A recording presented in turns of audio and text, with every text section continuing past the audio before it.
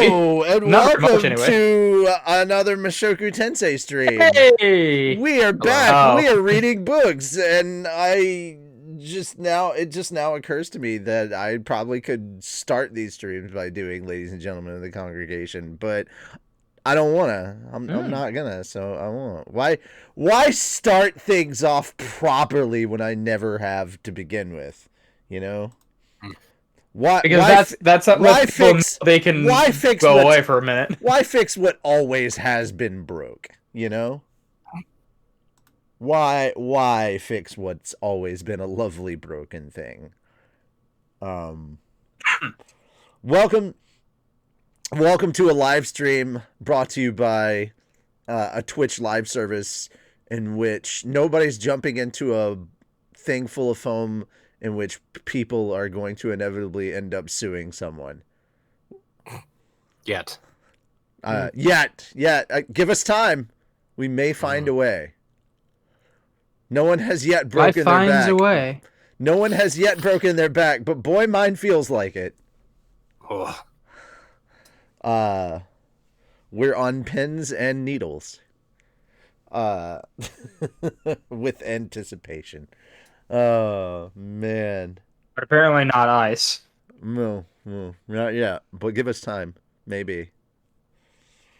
Can people see or hear us? What's going on? No? Okay, so the audio's working. Good. Twitch says we have 7 viewers, but no one's active in chat, so I don't know what's going on, man. No one who is usually active in our chat is currently active in our chat, and I feel very sad about this.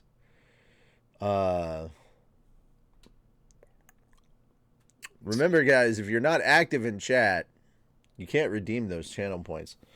Right. Let's see. There we go. Now we're seeing chat. Now we're seeing chat. Mm-hmm. Where all the Daves at? Like, well, you can find to summon more people. I tell you where. You can find a few of us in the bloopers that just dropped over on the Fat Dog YouTube channel. Ah, right. They were great fun. Where great fun was had. Our Fat Dog Studios YouTube channel. We just dropped bloopers for Shield Hero. I'm only plugging that because I was in it. Shameless self-promotion. It was really funny for me because I watched it while I was editing.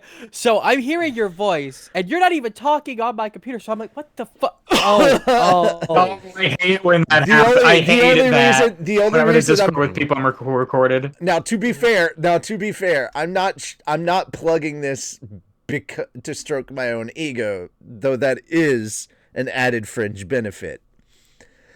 I'm plugging this because I can also tie it right back around into these light novel readings, because one of the random fun things that has happened as of late, thanks to these light novel readings, is that it's made its way into the bloopers. There was a Gilbert Gottfried has creeped into my bloopers now. Ooh. and that was mentioned in the bloopers. And so if you would like to hear said Gilbert Gottfried, you could redeem that in the channel points here while we're reading, and somebody will have to do a Gilbert Gottfried impression. So if you would like to hear more of these I'll have bloopers, to watch that after this or stream. perhaps a Christopher Walken, which was also redeemed, a redeemable thing that was talked about in the bloopers. You know, Holy, that's amazing. Crazy. Wow. I know. What a spectacular offer there. Redeemable. Is it me you're looking for? In the bloopers. Yeah. You talking to me? Bloopers. I'm gonna stab you in the face. But it's also redeemable Sorry. through channel points. I have to. It's the hardest thing is stepping out of that voice once you've got started. Those are redeemable through channel points. Lots of crazy shit is redeemable in the channel points. If you take a look at the wackiness. If you've also noticed, I have paused push-ups. I did a lot of upper body today, and I got my COVID booster today. So there will be no push-ups. My upper body is on fire. I literally woke up 30 minutes before this from a semi-healing coma from my upper body, and I am not in good shape to do this. I will have you know that I have been going to the gym as often as possible because I have a gym that's much, much closer, and I have a personal trainer that is available daily that I can work with, and that's helping a lot. And one of the people in here, Moon, can attest that my meals are a bit better than they have been recently. Yeah, I jumped in at an ASMR Also jumping jacks session. as well. He just caught me at the tail end of eating a healthy meal, essentially. Yes, it was very heavy on the lips, Max. Just well, I was told that I can eat healthy choice, like so I've got like healthy choice meals, but we've still got like the grilled vegetable stuff that I can do, and there's still the vegetable stew that's in the vegetable soup that's in the refrigerator that I'm gonna be finishing up as well.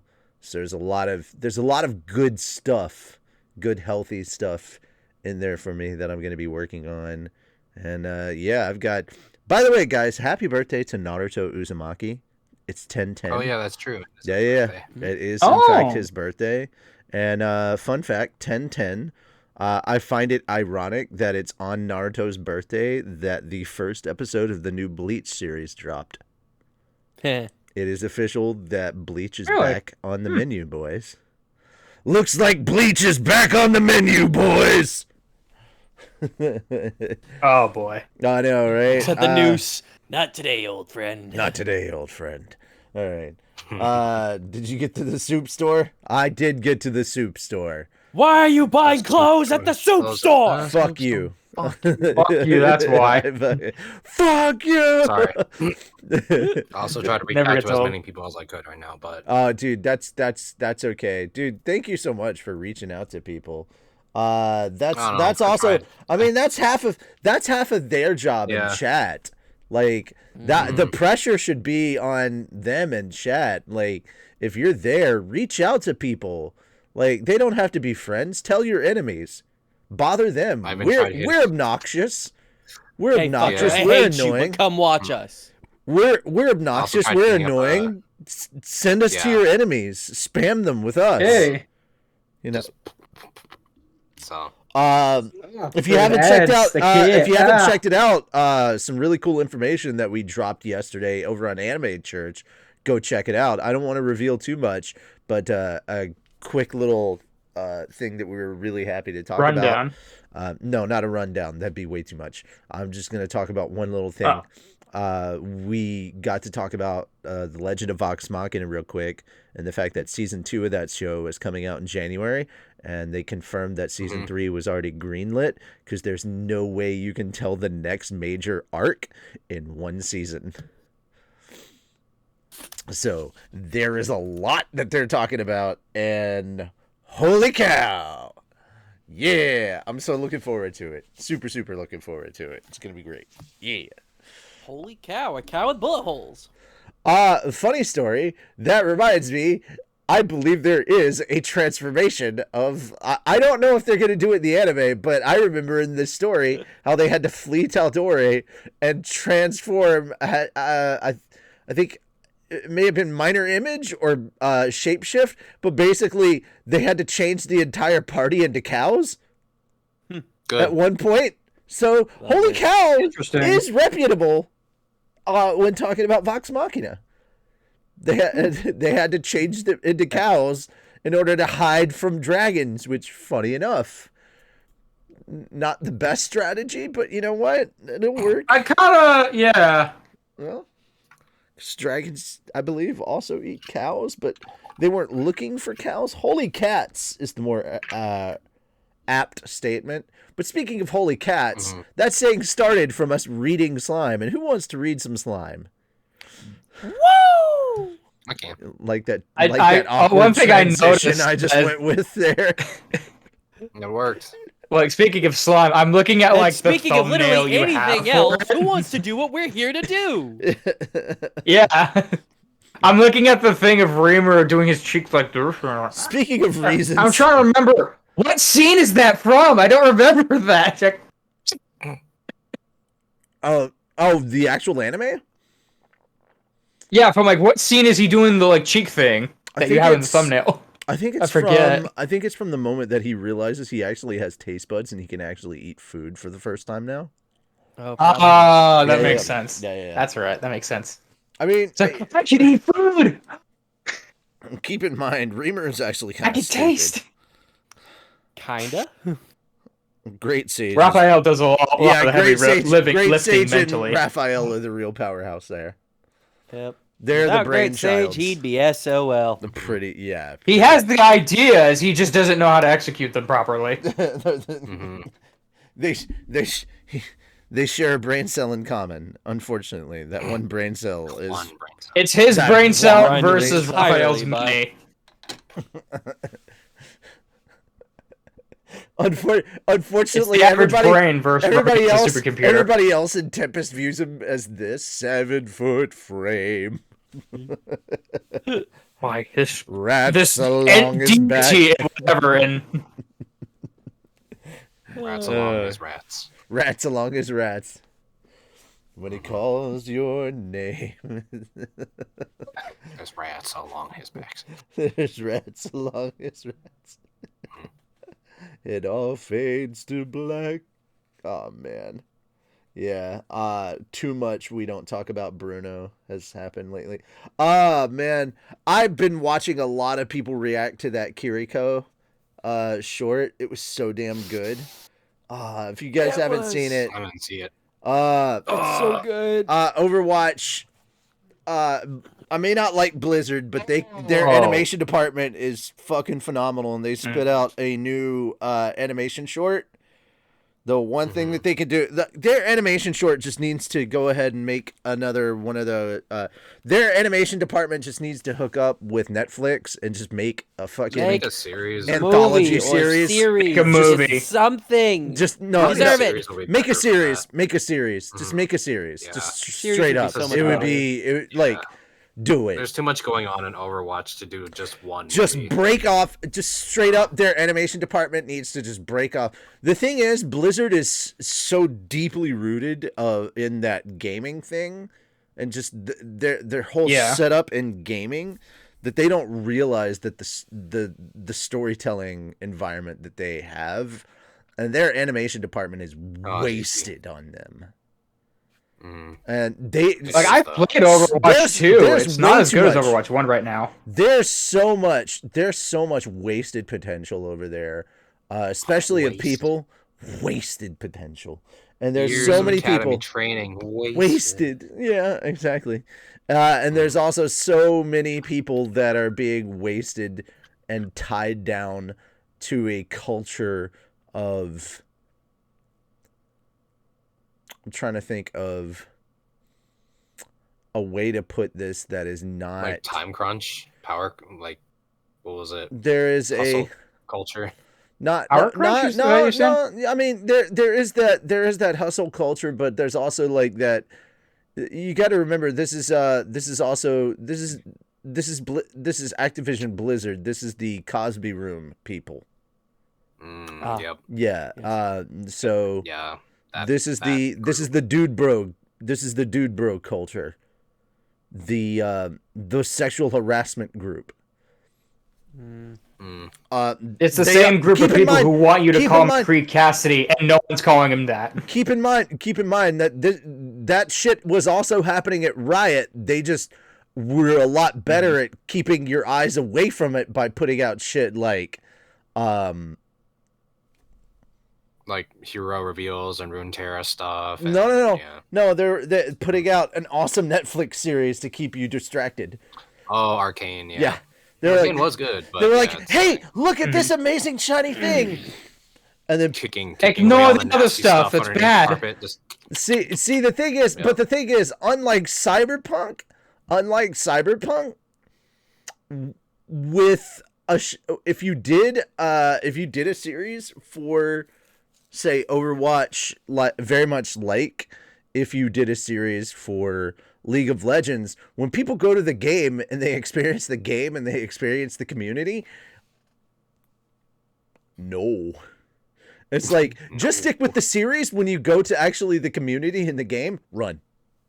Yeah. Yeah. Just how it was for League. Say, how dare you compare the CD Projekt Red to Blizzard? These are not the same. These are not the same.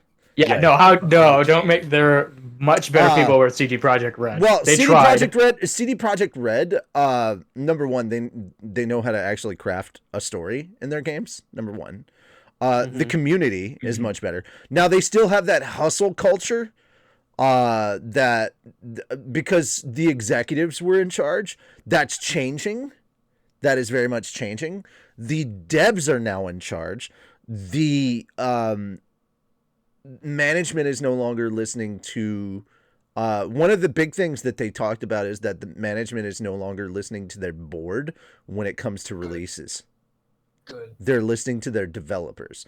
They are not going with their latest iteration of the Witcher stuff that they talked about, because they're releasing an entirely new Witcher trilogy that is not going to be based off of Geralt. Yep. The Geralt saga is done. They're also going to be releasing, after Phantom Liberty, which is the expansion for Cyberpunk 2077, they're going to be releasing a new Cyberpunk game that is not going to be Cyberpunk 2077. It's going to be within Night City, and it's going to take place in the Cyberpunk world, but it's not going to be using the Red engine. They're going to be using Unreal 5. So because they're using a completely different engine, and it's the same thing with The Witcher, they're going to be using the Unreal engine. And so because they're using this Unreal engine in open world, and they're basically testing out how to use this engine in open world for the first time. So they're testing all these assets out in an open world environment for Unreal, and kind of building things from scratch and test kitting it out, I guess you could say. Which is kind of what they did with Cyberpunk a little bit. That was their first time doing. Yeah, with Red Engine, yeah. And look how that turned out at the beginning. But it's causing them less headaches and less bugs, and they're able to do a lot more with it. But I mean, they've also been a lot better with their community when it comes to fixing. Like, their dev team has been amazing with Cyberpunk, and that's the thing. That's the other thing. The community with Cyberpunk understands that it's not the devs' fault; that it was corporate's fault. Once again, nobody's blaming the street kids and the nomads. They're coming after the corpos. To put it in Cyberpunk language, and everybody kind of knows that. And yeah, it's like everybody was saying you don't have to play the game to watch and enjoy Cyberpunk Edge Runners, the anime series. No. But if you want to understand the lingo and shit, at least playing the prologue for the game, which you can do because there is a free demo for the Cyberpunk game, do that, because there's a lot of terms in the game, like chum and things like that you're not going to understand. Nova, Preem, things like that. Nova, Preem, Eddies, chum, Corpo, Street Kid. Yeah, things like that. It's stuff like that you're not going to understand unless you just play the fucking game. We're talking about Cyberpunk, and I literally just saw my Steam notifications someone to start playing it. Yeah. It'll make a lot more sense. It just makes a lot more sense. And I didn't get back into it, too. It makes your enjoyment of the anime a lot more. What's really sad is, like, Tony was like, he was telling me about Becca, and I was like, oh yeah, Becca's shotgun's in the game now, and he's like, oh cool. I was like, oh yeah, I heard that. And you can buy a David Martinez in the game, like a drink. I was like, yeah, it's in the afterlife, and you only get a drink in the afterlife if you. And I said, and he goes, oh dude, you just spoiled the end for me. And I'm like, why are you talking about this show to me if you haven't finished it? Also, what makes you think that this show was going to have a happy ending? Yeah. Yeah, isn't it a prequel to the game? Gonna live? Why? Also, God damn it! Why would you come and talk to me about this show 9 episodes in? Like, if you're 9 episodes in, fucking finish it. Watch the last episode. Don't come talking to me on episode 9. Tony, I love you. Yeah, I'll be right back. Watch the last episode. Anyway, all right. Now that he's left. Hold on. All right. You can talk spoilers. I haven't fully watched it, so whatever. No, you're good. You're good. I gotta mute. Right. Well, now that he's left, wasn't meant to be this way. Not quite with this timing, but Shim, I guess. Ladies and gentlemen of the congregation, please open your holy books of Rimuruism to page. Okay, the physical copies, it's going to be page 178. Where are you at on there, Shim? What page are you at? 167, so a little, like, about 9 or 10 pages behind. Okay, so we're on, like, after that, I asked her about her progress. Is that where we're at? Okay, yeah. That's exactly where we're at. Glad you made it right on time. We're only 30 minutes late because we dilly-dallied on purpose, but yeah. Sure. It's like when you go to a movie theater early and all you see is the trailers. Yeah. The actual movie for like the next 30 minutes. You know what I mean? You know exactly what I mean. I know what you mean, man. I know what you mean. All right. I don't know what to tell you guys if you're reading it on... Can you guys hear him laughing? That was a really loud laugh, but okay. I don't know what to tell you if we're reading it on... other places? Oh, like Bookwalker or... You'll have to figure it out if you're reading it on Bookwalker. I don't know what to tell you. Yeah, you'll find it eventually. It's not that far, so... Okay. I think.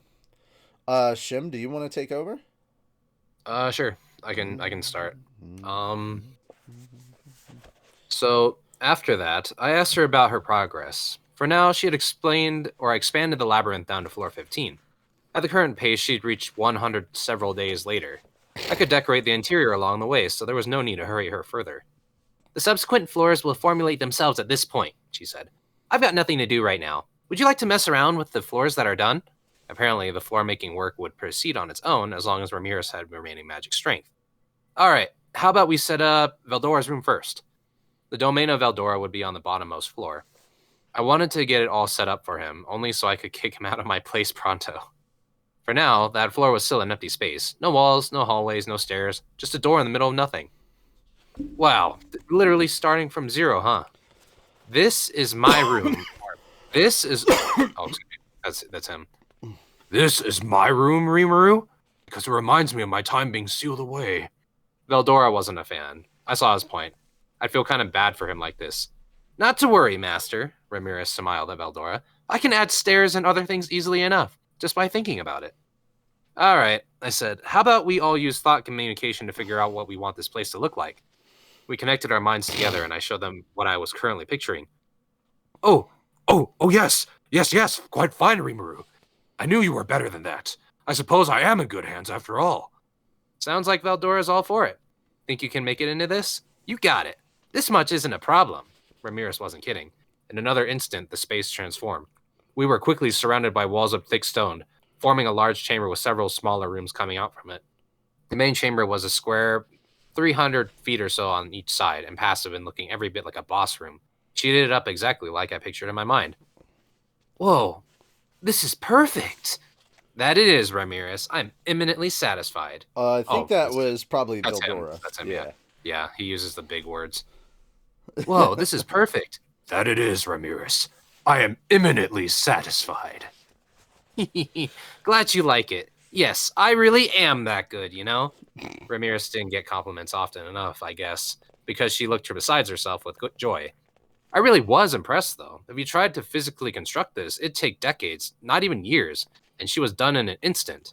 Plus, since this whole space was under her jurisdiction, she could customize it pretty freely. Astounding. I really started to see her in a new light. But I couldn't marvel at her forever. This chamber was meant to be the reception area for any adventurer who made it here, but it wasn't just that. In reality, it was a space large enough for Veldora to return to his original form. He needed to be able to fully relax and get comfortable in this place, or we'd never get anywhere. Of course, looking at him lately, he was chill enough in pretty much any physical form, I felt. If anything, being human made it easier to play games and read manga. He liked that form enough to use it to hang out uninvited in my home, after all. Maybe we'd need to build a human Veldora room, too. In the chamber was 2 doors, a large one that connected to the upper floors, and another that connected to his private chambers. Ramirez did such a good job crafting my vision, it was literally just as I thought it'd be. Oh, this is my room? Letting the curious Veldora look around a little, I took out a set of furniture from my stomach.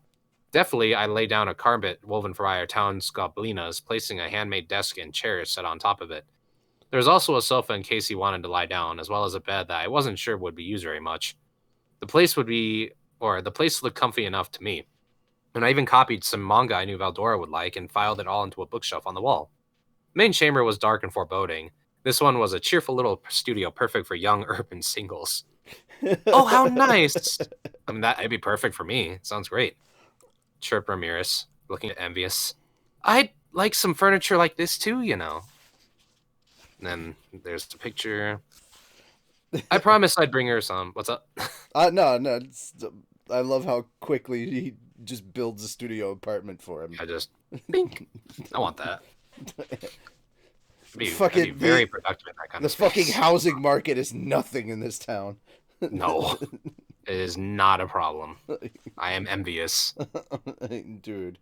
Yeah. Homelessness, anyway. What's that? I don't know. Anyway, I promised I'd bring her some next time I stopped by.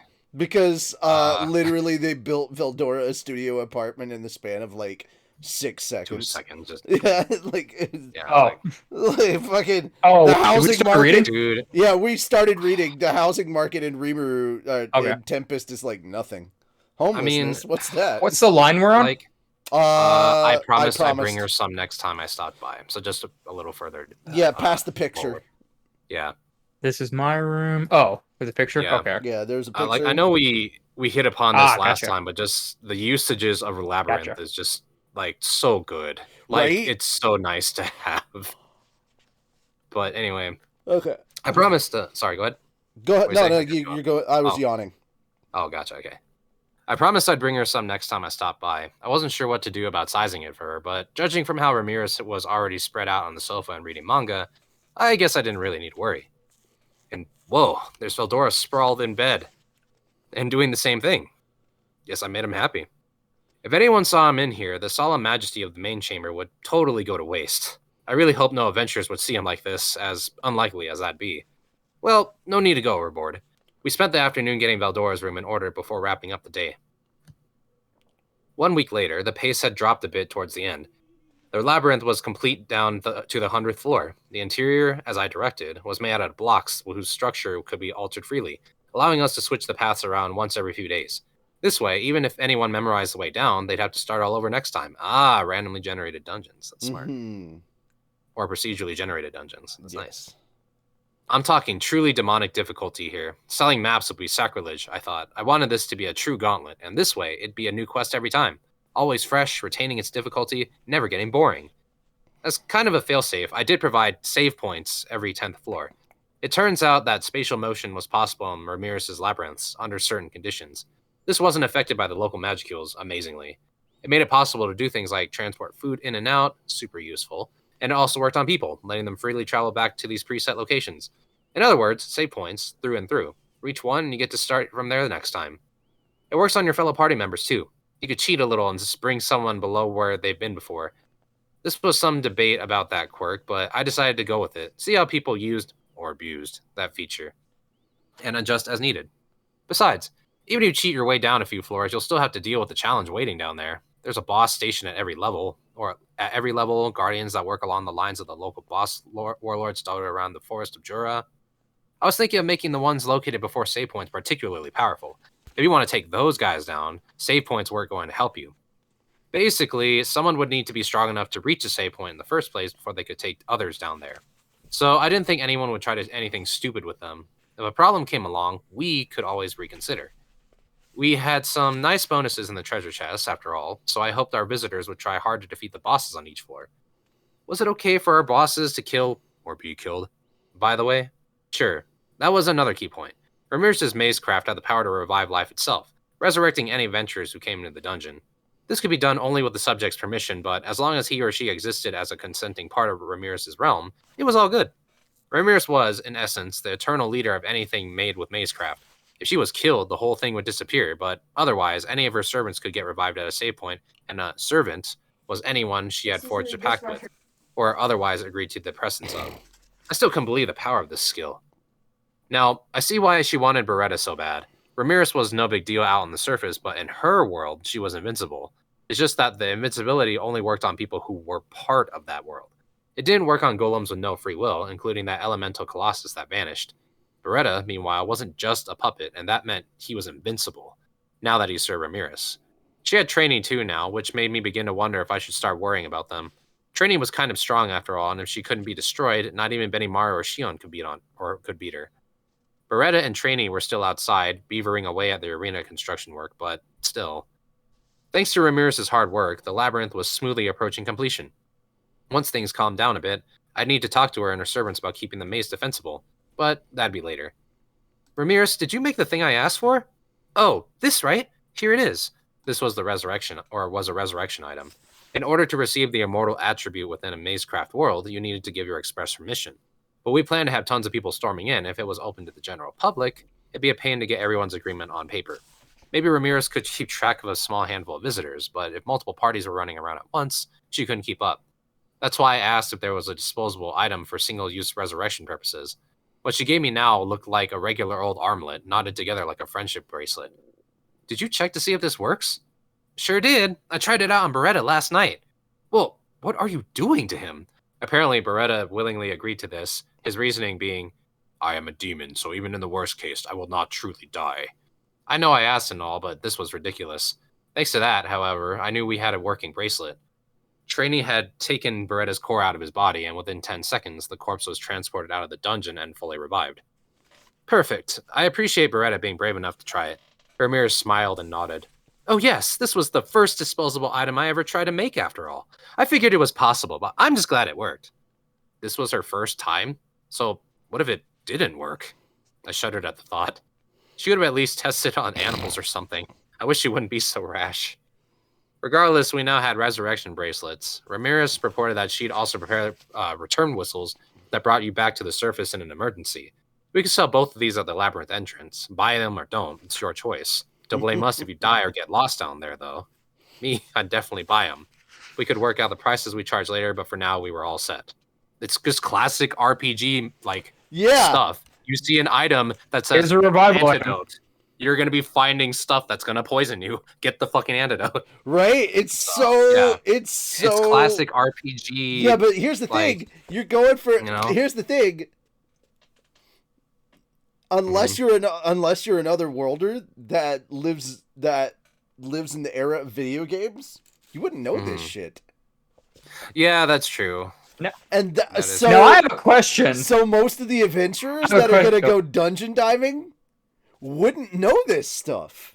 That's true, because they don't even know what an RPG is. So that's why it's important that they take the quote unquote tutorial sessions. Mm-hmm.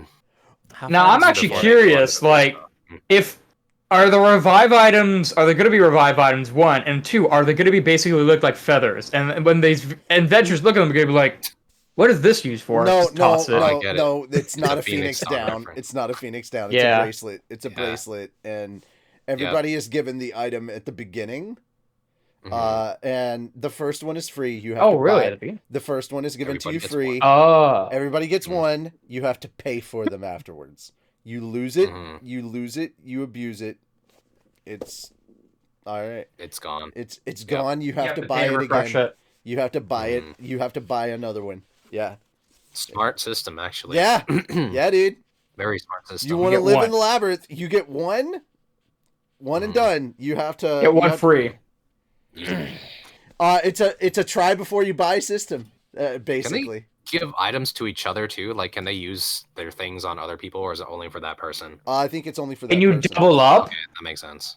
I guess they'll probably explain the rules in a bit, but anyway. I don't think you can copy it. I'm never going to go to the labyrinth, but I can cheat it. I guess that makes sense. They can't really do that. I guess it's tied to you, but oh well. Oh. I guess it would make sense because I don't think you could copy it either. Yeah, so because it's intrinsically tied to Ramirez. Because it's intrinsically tied to Ramirez. So, and here's one thing. Here's a question. Another question I have. Also, could someone they specifically point out that these items only work specifically in the labyrinth. They don't work outside the labyrinth. So could someone act like they're gonna go in, get the bracelet, and it's like, I'm actually not gonna go into that, but I'm gonna give it to my friend who definitely is, and give him like 2 basically. I feel like that'd be cheating. I feel like they would know that and be like, no, you can't do that. Your friend here, like, hey, you're not gonna go in the labyrinth, right? Ever? Like, no? Okay, come here. I want you to give me this item real quick. That's gonna give me a free revive. I feel like he would catch on and be like, no, you can't do that. I mean, but it's tied to the one person. Cool, they can just kill him at the entrance, and then he's lost one of them immediately, and then like he's got his other one there, and they're like, okay, now you can try the dungeon proper. I feel like Rimuru is trying to make as anti-cheese as he can. Yeah, he is trying to FromSoft this shit. Yeah, what's the anti-cheat software for that stuff? What's the anti-cheat software? Do you want to know? Do you want to know what the anti-cheat is? Are they gonna a little bit? Yeah. Okay, I'll tell you. I feel like they are. Okay, I'm about to introduce FromSoftware to you. There are. No, I meant for the game. No. I'm about to introduce the anti-cheat that is known as FromSoftware to you. There are 4 golem bodies that are inhabited by the beings known as Milim Nava, Rimuru Tempest, Veldora Tempest, and Ramirez. The 4 of them inhabit these golems and decide that it's not nearly as fun to watch when you can participate. Yeah, so they roam around as these monster golem bodies and just start annihilating the competition. There's your FromSoftware code. There's your anti-cheat system. As far as that, there's lots of those little things that I think will show up. There's going to be problems that are going to occur that they're going to have to fix as time goes on. Bugs in the system, as you will, that they are going to have to fix, and bugs that they are going to have to fix as they encounter them. There's going to be as with any launch, there's going to be fixes and patches that you're going to have to figure out as time. Except we're not dealing with a game, we're dealing with life. There's no updates. Yes, there is. The game of life. No. Ramirez can patch it. They actually shut down the labyrinth to update like how long is the update though? Like maybe. What's the download speed for the update? Ramirez can literally change the labyrinth within the matter of hours. The entire labyrinth, all 100 floors in a matter of hours. Hours to get in the dungeon? Oh man. She can rearrange all 100 floors in a matter of hours. Fuck you. Yeah, dude, and I mean, that is true, she is physically doing that. We're not talking about a few lines of code. She is physically reallocating that. She's sculpting the fucking earth. She is literally re-sculpting the world. Yeah. Like it's an amazing skill. Like this is beyond broken, and you're like, oh, it's gonna take a few hours. Fuck you. To pass this glitch out. Oh man, all this time that we're gonna have to spend. Oh no! Look at all this 4 hours we're gonna have to spend in the greatest city in the world. Yeah, the greatest city in the world of Tempest. The fucking Tempest. Oh no. The world that has the best. Oh no! I guess we'll just have to we'll just have to wander around in the city that has the best food, the best bathhouses, and the best titties. Oh no! Whatever shall we do? I don't think they're gonna complain. I honestly don't think they're gonna complain. Yeah, the best food, the best accommodations, and you'll find time. The best relaxation. There's the at that point in time, I like titties. I love that token minority. I like titties. For a guy named Token Minority, that is certainly a very good majority opinion. I want to know something funny? Yeah, that's a majority opinion. That's right the there. guy who's gonna be staying with us at AWA. I do like titties. God damn it. Also, Dexter says, wouldn't dying and being brought back to life cause some mental trauma for the participants? That's what the waiver's for. Yeah, that's why. That's why. And disclaimer at the beginning. Yep. That is why you sign a waiver. Anyway. But here's the thing: dying and coming back to life with that cause some trauma. Well, guys, here's the thing. So is being turned into a flesh cube. Technically speaking, it's just a game, and what you've put out there is just a proposal, and a proposal is just a theory, a game theory. I had to get you back for yesterday. Watching. Yes. Good. All right, chat. Thanks for watching. unless of course it all got recorded, and then in case it's a film theory. Jesus Christ. Yeah. And then it gets made into a delicious dish, in which case it's a food theory. Yeah. No, I'm still waiting for his next channel about reading. It's book theory. Book theory, yeah. I mean, it's all a book theory. Yeah, that's true. All right. Let's continue. Okay. If you think about it, though, we were at. If you think about it. Okay. Yeah. If you think about it, though, these resurrection bracelets are just Ramirez's power in a handy physical form. Yeah. All it did was put you back at the dungeon's entrance in the state you entered it, or in the state you entered it in, assuming you died within the labyrinth.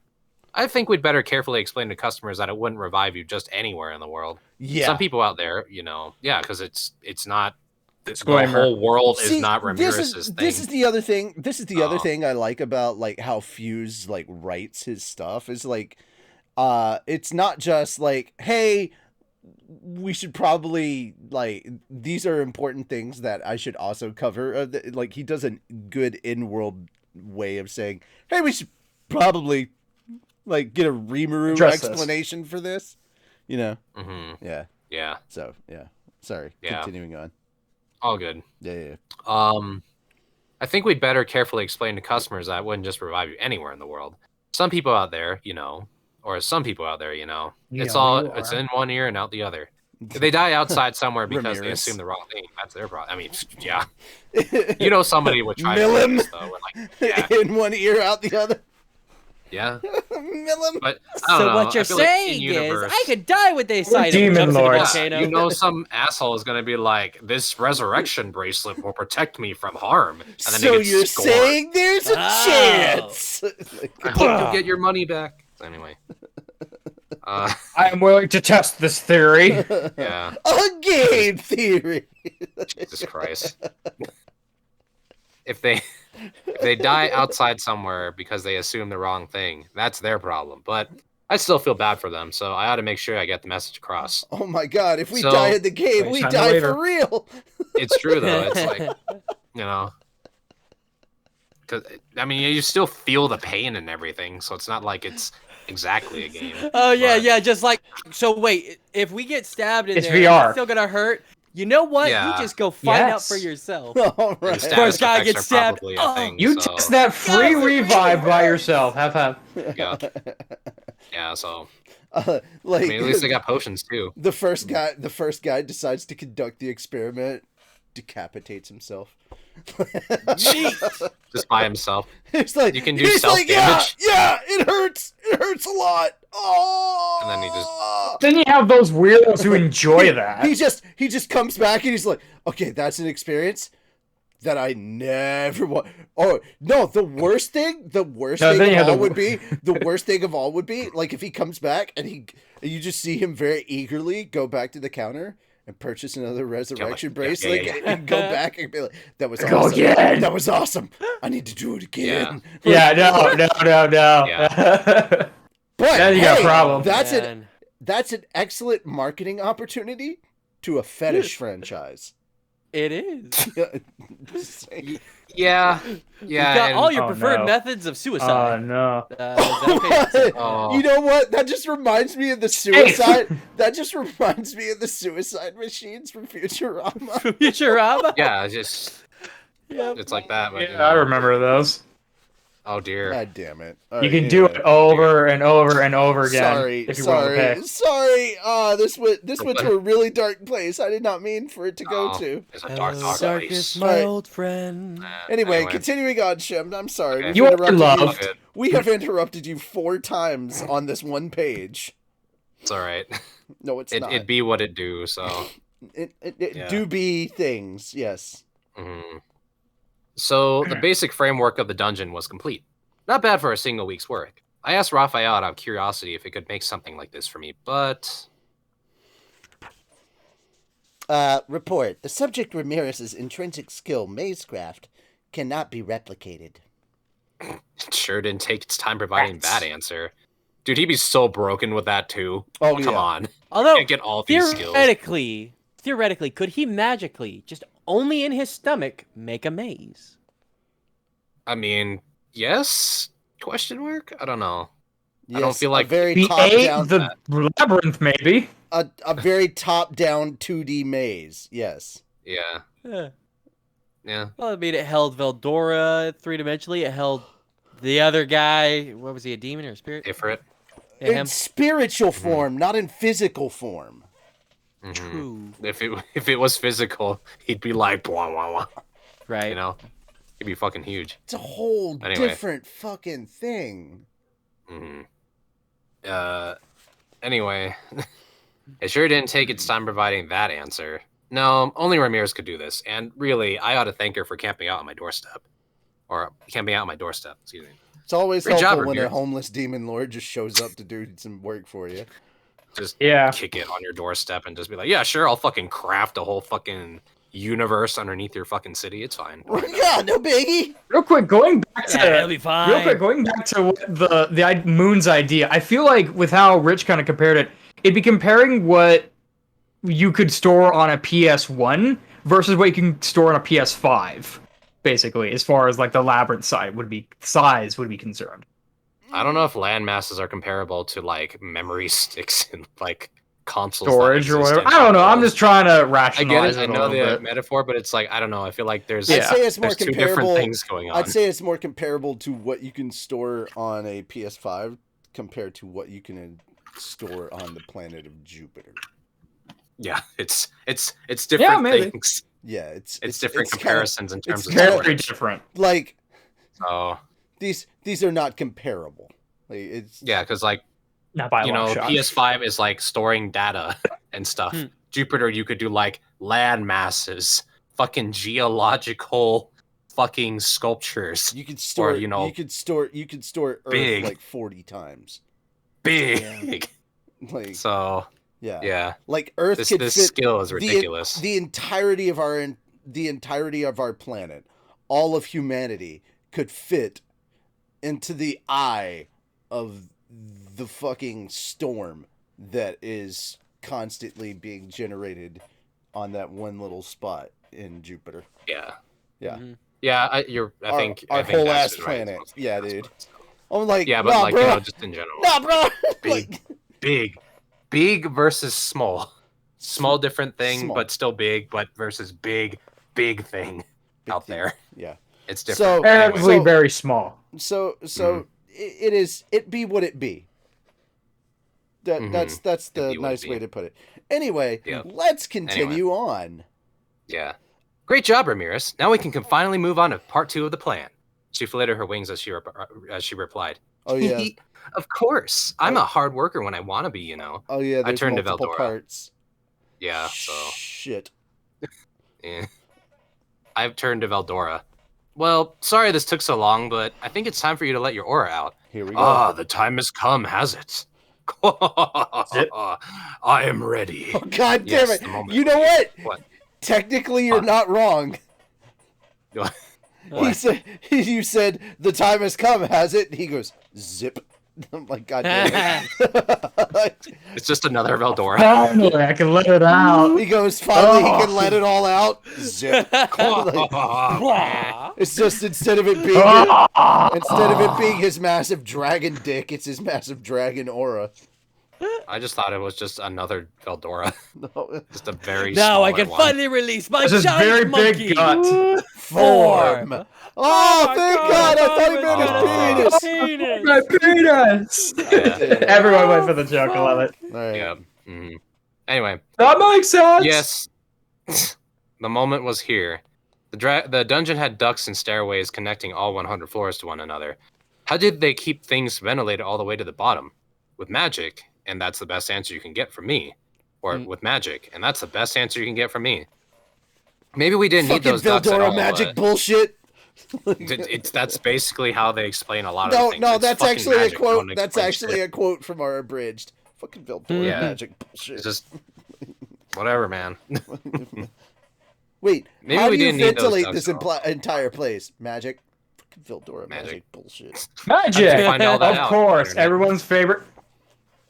Yeah, it's Everyone's like fairly favorite accurate. cop-out's back with a vengeance. Yeah, Magic. exactly. Well, it's not really a cop out. It's just the truth. It's just magic. Sweet Magic is the magic-y answer to everything. science. Yeah, it's just, Doesn't mean it's not a cop-out. It's a Yeah, goddamn cop yeah. out. yeah. Maybe we didn't need those Anyway. ducts at all, but they were there to ensure magicules would make their way to No, each floor. there actually are ventilation ducts between floors, So they would like flow down. It's like a trickle down magicule thing or to like trickle up. circulate the magicals. Trickle Or up. trickle up. Yeah, that's right. 'cause Yeah, they're this going is that way. this is how it is. It's Because trickle they're up flowing up. economics, not trickle down. Trickle up magical economics Yes, 101. Wait, so does that make Magicule like heat? It rises? Veldora is the 1%. Yeah. Of course. Except Yeah. except Anyway, except unlike our 1%, he shares. That's true. He That giveth is of very, his very wealth. He giveth. Passively. And sometimes taketh, but he giveth. No, he doesn't take in magicules. He returns. Oh, that's true. Yes, he because giveth. he's so He does. He takes manga. He takes yeah. That's and magic in its food. own right. Yes. Oh, tons of food. Desserts. small He price to takes pay for snacks and sweets. He Which learned is how to very eat small from Goku, among other things. Yup. And fire Uh, Kamehamehas and spam Hadokens. Hadouken! Hadouken! Hadouken! Yeah. Best part of the damn anime. Yeah.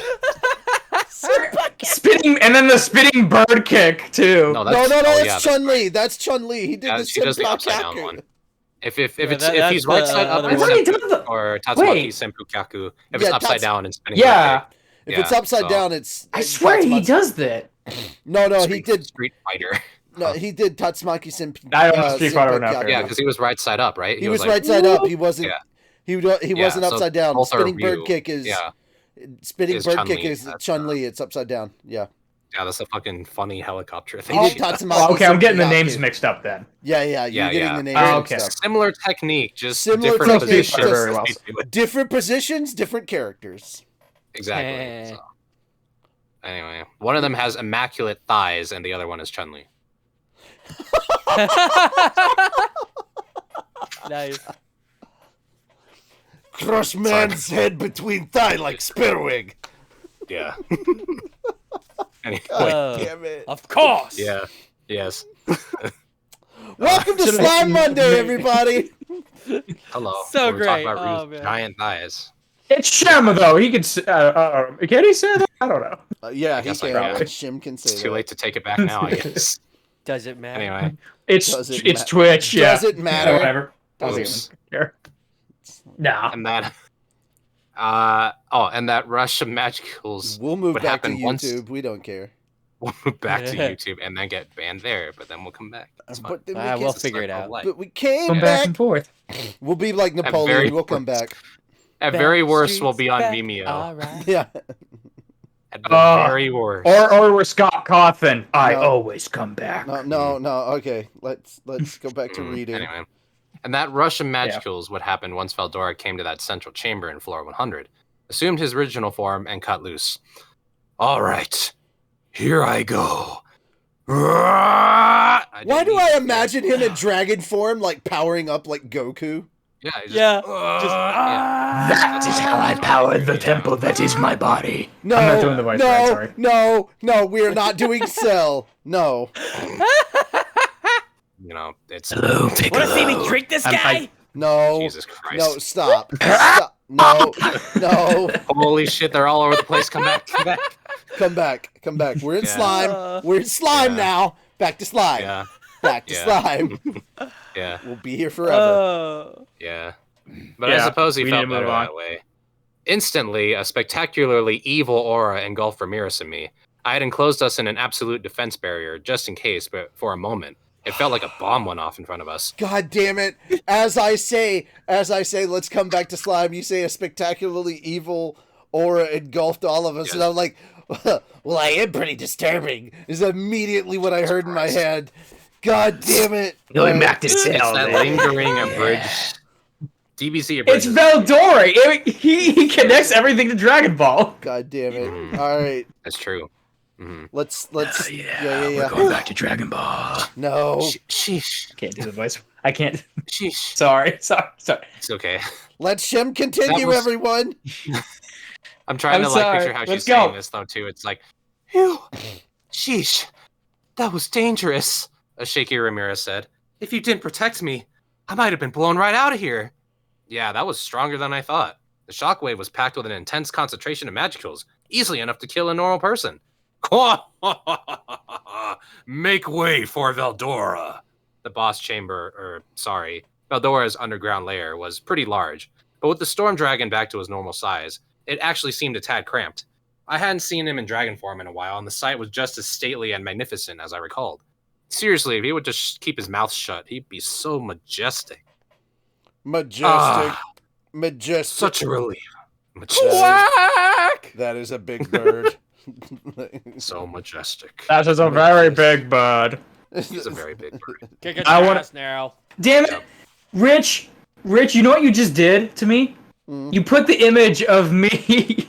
You put the image of Veldora riding on a ball in my head. It does what? It does what? Good. Oh, he's the eternal dragon at the end. Yeah. Yeah. State Good. your wish. Daxter just reminded me, put that image in my head. Good. Alright, moving on. Hold on, I lost. Oh, sorry, that's who's talking. Ah, such a relief. But oh, what an onrush that was. If I did that outdoors, there might have been a little trouble. He made it sound so casual, and God that scenario fucking would have been damn a it. disaster. He's just whatever, man. Idiot. And he is though. I love him, but he is an idiot. Fa la la la la la. Veldora's Yeah. an idiot. Yeah. And if it was such a relief, why were there still magicals coursing out of him? Well, wow, Master, I didn't think you'd wreck the labyrinth itself. Ramirez was right. The explosion had caved in the walls a bit. The internal pressures had been too much to withstand, and this wasn't even him attacking. Guess you really were holding in a lot, weren't you? Can you maybe, loosen the valve on it a bit now and then so it doesn't come to that again? That was just the magicals mixed in with Aura Blast after all, and they came in dense. Veldora's total energy count must have been off the charts. No wonder releasing it was so dicey. Definitely got to vent a bit more often than that from now on. Then I was struck with a brilliant idea. Why don't we build another room in floor 100 to serve as storage? We could put in the iron ore and so on that we get from the mines, and then fuse it with magicals to transform it into a magisteel ore in a flash. That stuff's worth its weight in gold. Far more in demand than regular metal ore, and it could become a huge resource for us. And there he is, the fucking dragon. Yep. Good. Ramirez, can you make another room connecting to this chamber? Sure, no problem. She was already hopping to it. Next time I stop by, I'll bring in some of the metal ore we have in storage around town. As I schemed internally, the magicals gradually began to distribute themselves around the dungeon, just as planned. Most floors still didn't have walls or internal structures, so there was nothing stopping them from diffusing into every corner of the labyrinth. The magical count on floor 50 even still surpassed what you saw in the deepest part of the sealed cave. Now we just have to wait for monsters to start appearing. At this rate, I could expect some real juggernauts. And there's a star. Alrighty. Moon, it is now your turn. Veldora spent the rest of the day releasing his magic and chilling dragon style in his lair, and the next day, I brought Beretta and Trainee with me. I read that really fast, and I don't know why. Goddamn. Rimuru, he purred to me. Last night was the most enjoyable one for me in ages! Oh, good. Keep releasing as much as you want from now on, okay? No holding back. Just never do it outside of here. Okay? Oh, I understand. Good. Did he? I wasn't sure, but I had to take him at his word. Discussing matters like this would be awkward, so I had him go into human form for a moment as I explained the current situation to Beretta and Trainee. I wanted to get right to work, but before that, I needed to make one final check with Beretta. Beretta, you swore to Guy that you'd serve Ramirez, correct? You still feel the same way now? He gave me a surprised look. I wondered if, under the mask, his expression actually changed a bit. Sir Rimuru, I apologize if this is rude, but as I stated before, I wish to serve both you and Lady Ramirez. Yeah, I remember, but doesn't that go against what you promised Guy? It does. I was alone at the time, and... No, don't worry about it. Ramirez wound up here in town anyway, just like you wanted. She's gonna help run this labyrinth for a while, and I expect you'll be happy to help us out, right? Of course. Great. Then serving her is pretty much the same as serving me anyway. I had been thinking about this ever since I heard about that. The idea of having Beretta just switch his allegiances to Ramirez if he wanted to. That's what he promised Guy, likely the strongest of all demon lords, and I don't think Guy appreciated people who broke their promises to him. If that is what you wish, he briskly replied, then I will work under Lady Ramirez. Wow, everything turned out the way he wanted, didn't it? Ah, well. I wonder where he learned to scheme like that.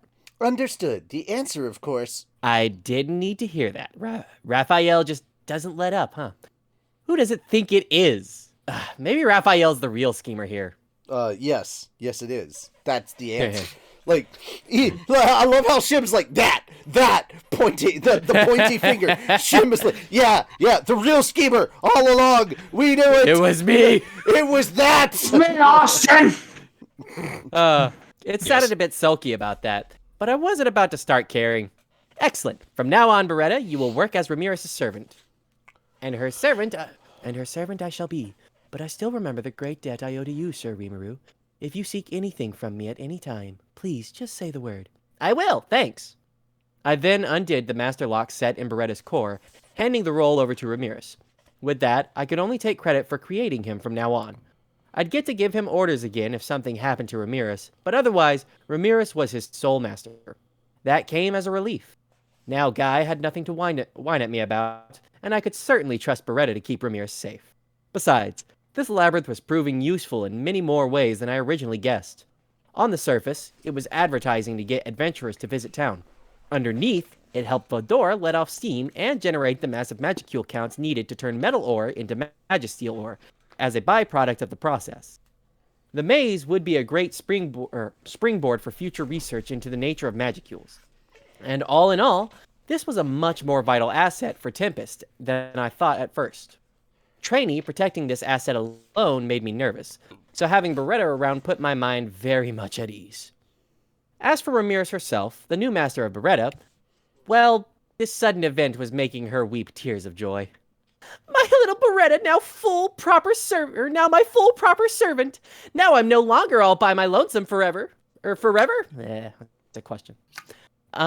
Lady Ramirez. Lady Ramirez? You have me as well? Oh, yes I do, Trainee. We're turning into a really big family now. She loved the concept, darting around and flying circles around Beretta. Trainee watched on with a warm smile. Being alone must have pained the demon lord for a long time, huh? Her family was just 2 people, still, but it must have been big enough by her standards. The sight worried me. I could rely on Trainee well enough, but she spoiled Ramirez way too much. It'd be a tough job, I knew, but I wanted Beretta to be the one sane person keeping this crew together. He had his conniving side as well, but I was sure he wouldn't let me down. Beretta, don't worry about me as much. Take care of Ramirez. Protecting her is job one. Is job one for you now. Yes, sir. Or whatever. Yes, sir. I swear it on my life. I trust him on that. He's trustworthy enough.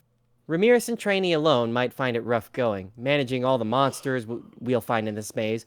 With Beretta around, all problems are solved. This was perfect. Veldora and I watched as Ramirez carried on with her little happy dance. Silly, but charming in a way. With the master-servant relationship set in stone, Beretta was now immortal inside Ramirez's labyrinth. No resurrection bracelet necessary. The same was true of Trainee. Resurrection bracelets and return whistles were temporarily infused with Ramirez's skills, but as her servants, the two had no use for those items at all. They were free to revive themselves at any of the pre-positioned save points available, so they wouldn't be flung out of the labyrinth after every death. In addition, they could teleport, more or less, between any save point in the dungeon. In some ways, it felt like Ramirez's mazecraft was more beneficial to her servants than herself. I mean, being able to resurrect yourself as many times as you like, that's downright scary. She had only 2 people working for her now. But what if that number started going up? The labyrinth was going to be teeming with monsters shortly.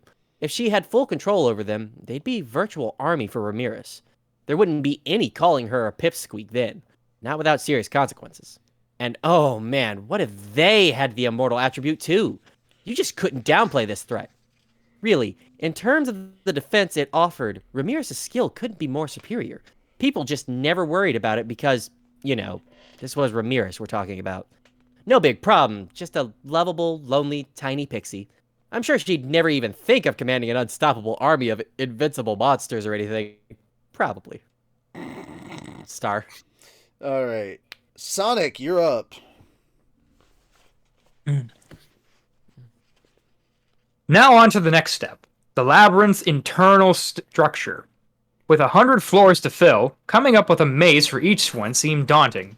But we just have to plug away at it, I suppose. It's not like the maze itself was the main challenge to visitors. The first floor of this labyrinth was basically a square, about 800 feet to a side, roughly the size of Tokyo Dome. Although the dungeon as a whole gradually got smaller as you went on, forming a sort of inverse pyramid. With Eldora releasing his aura at the bottom, I wanted a structure that got the magicules distributed as efficiently as possible. We were free to adjust the size of any of the floors, however, so we could change. Let me read that. We were free to adjust the size of any of the floors, however, so we could change anything that didn't work.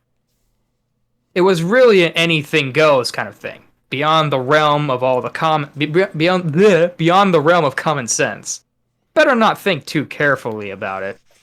Into this labyrinth, we could install the following traps: poison arrows, venom-tipped missiles that fly from out of nowhere, poison swamps, vicious-looking and causing damage and status ailments if you fall in, rotating floors, confuse your sense of direction, mapping is key, people.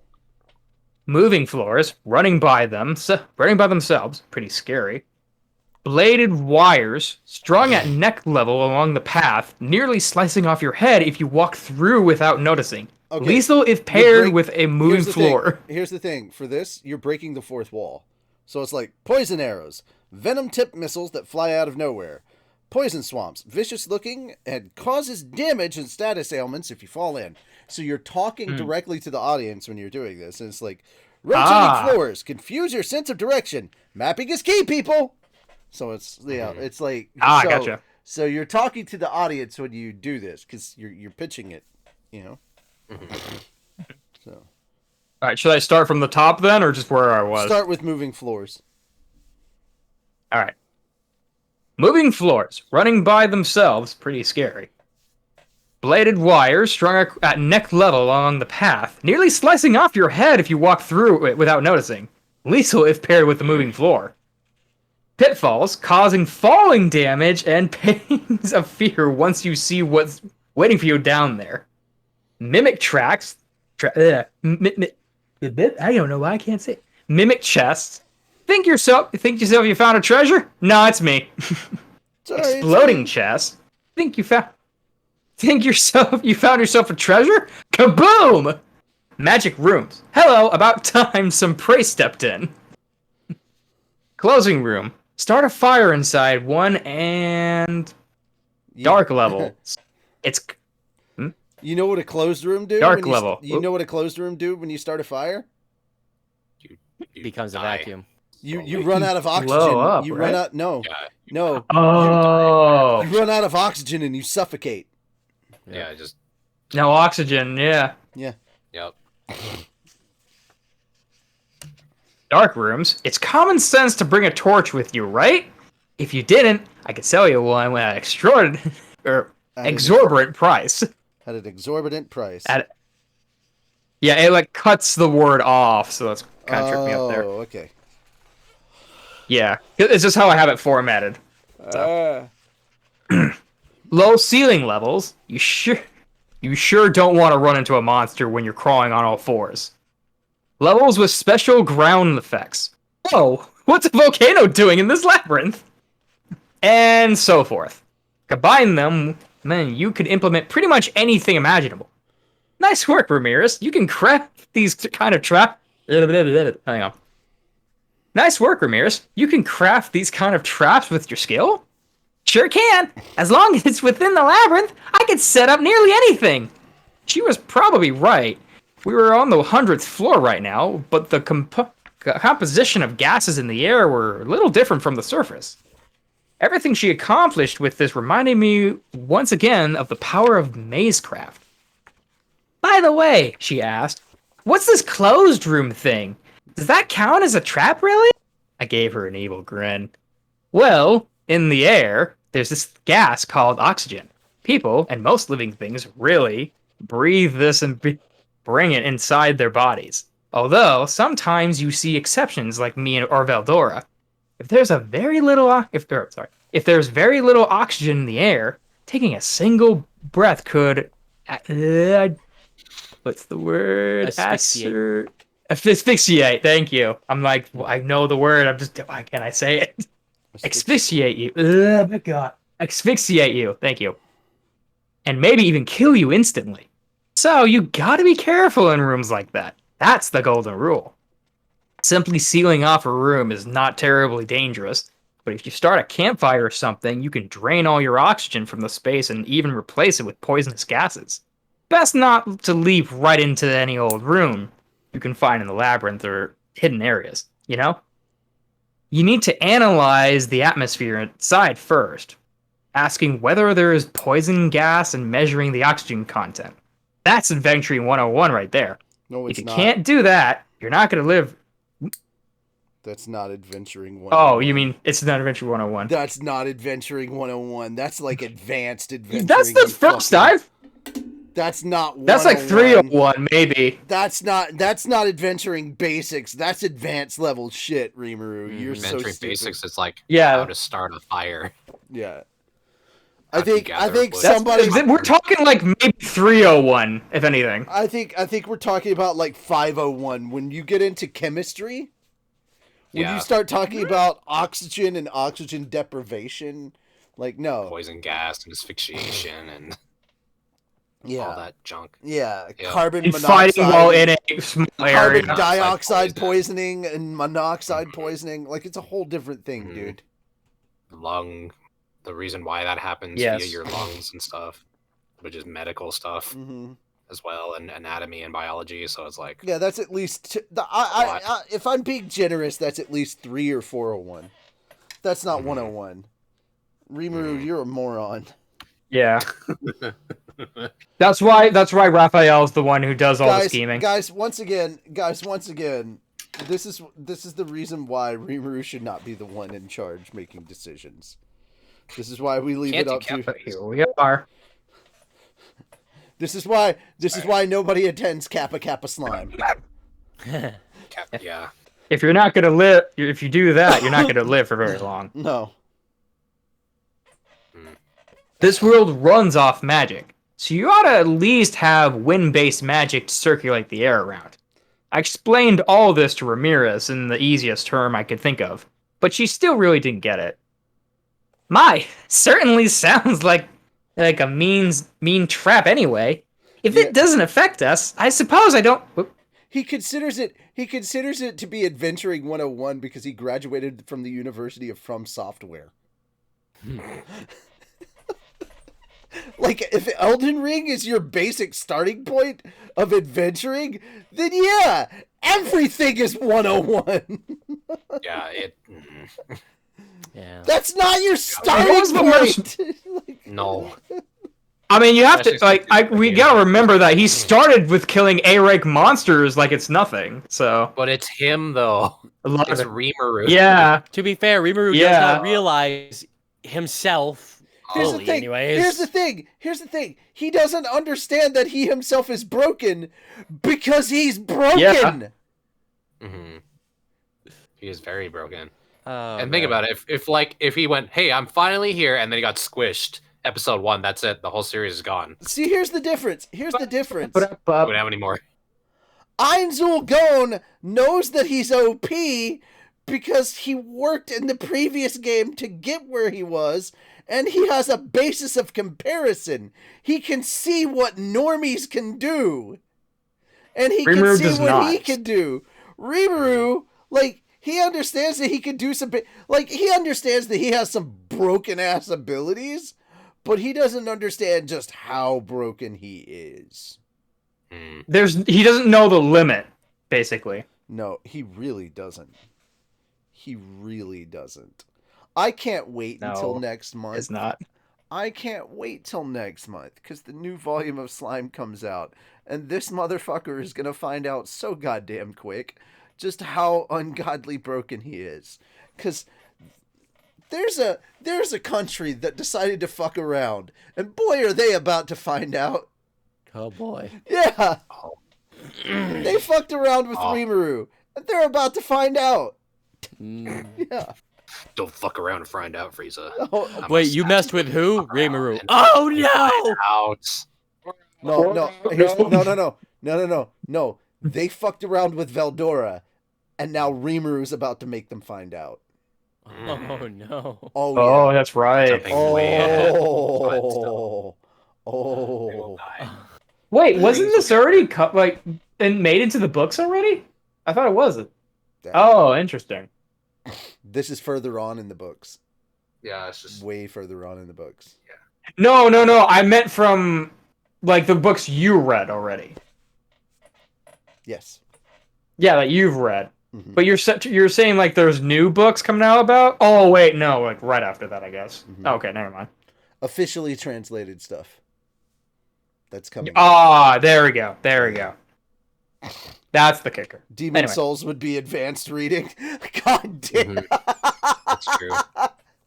He's absolutely right. Isn't that coming out soon? Yeah. Jesus. When do we get the Dark Souls books? Souls is no, dude. Dark Souls, Demon Souls is the predecessor to Dark Souls. Demon Souls is what started it all. Mm-hmm. Yeah. Elden Ring starts.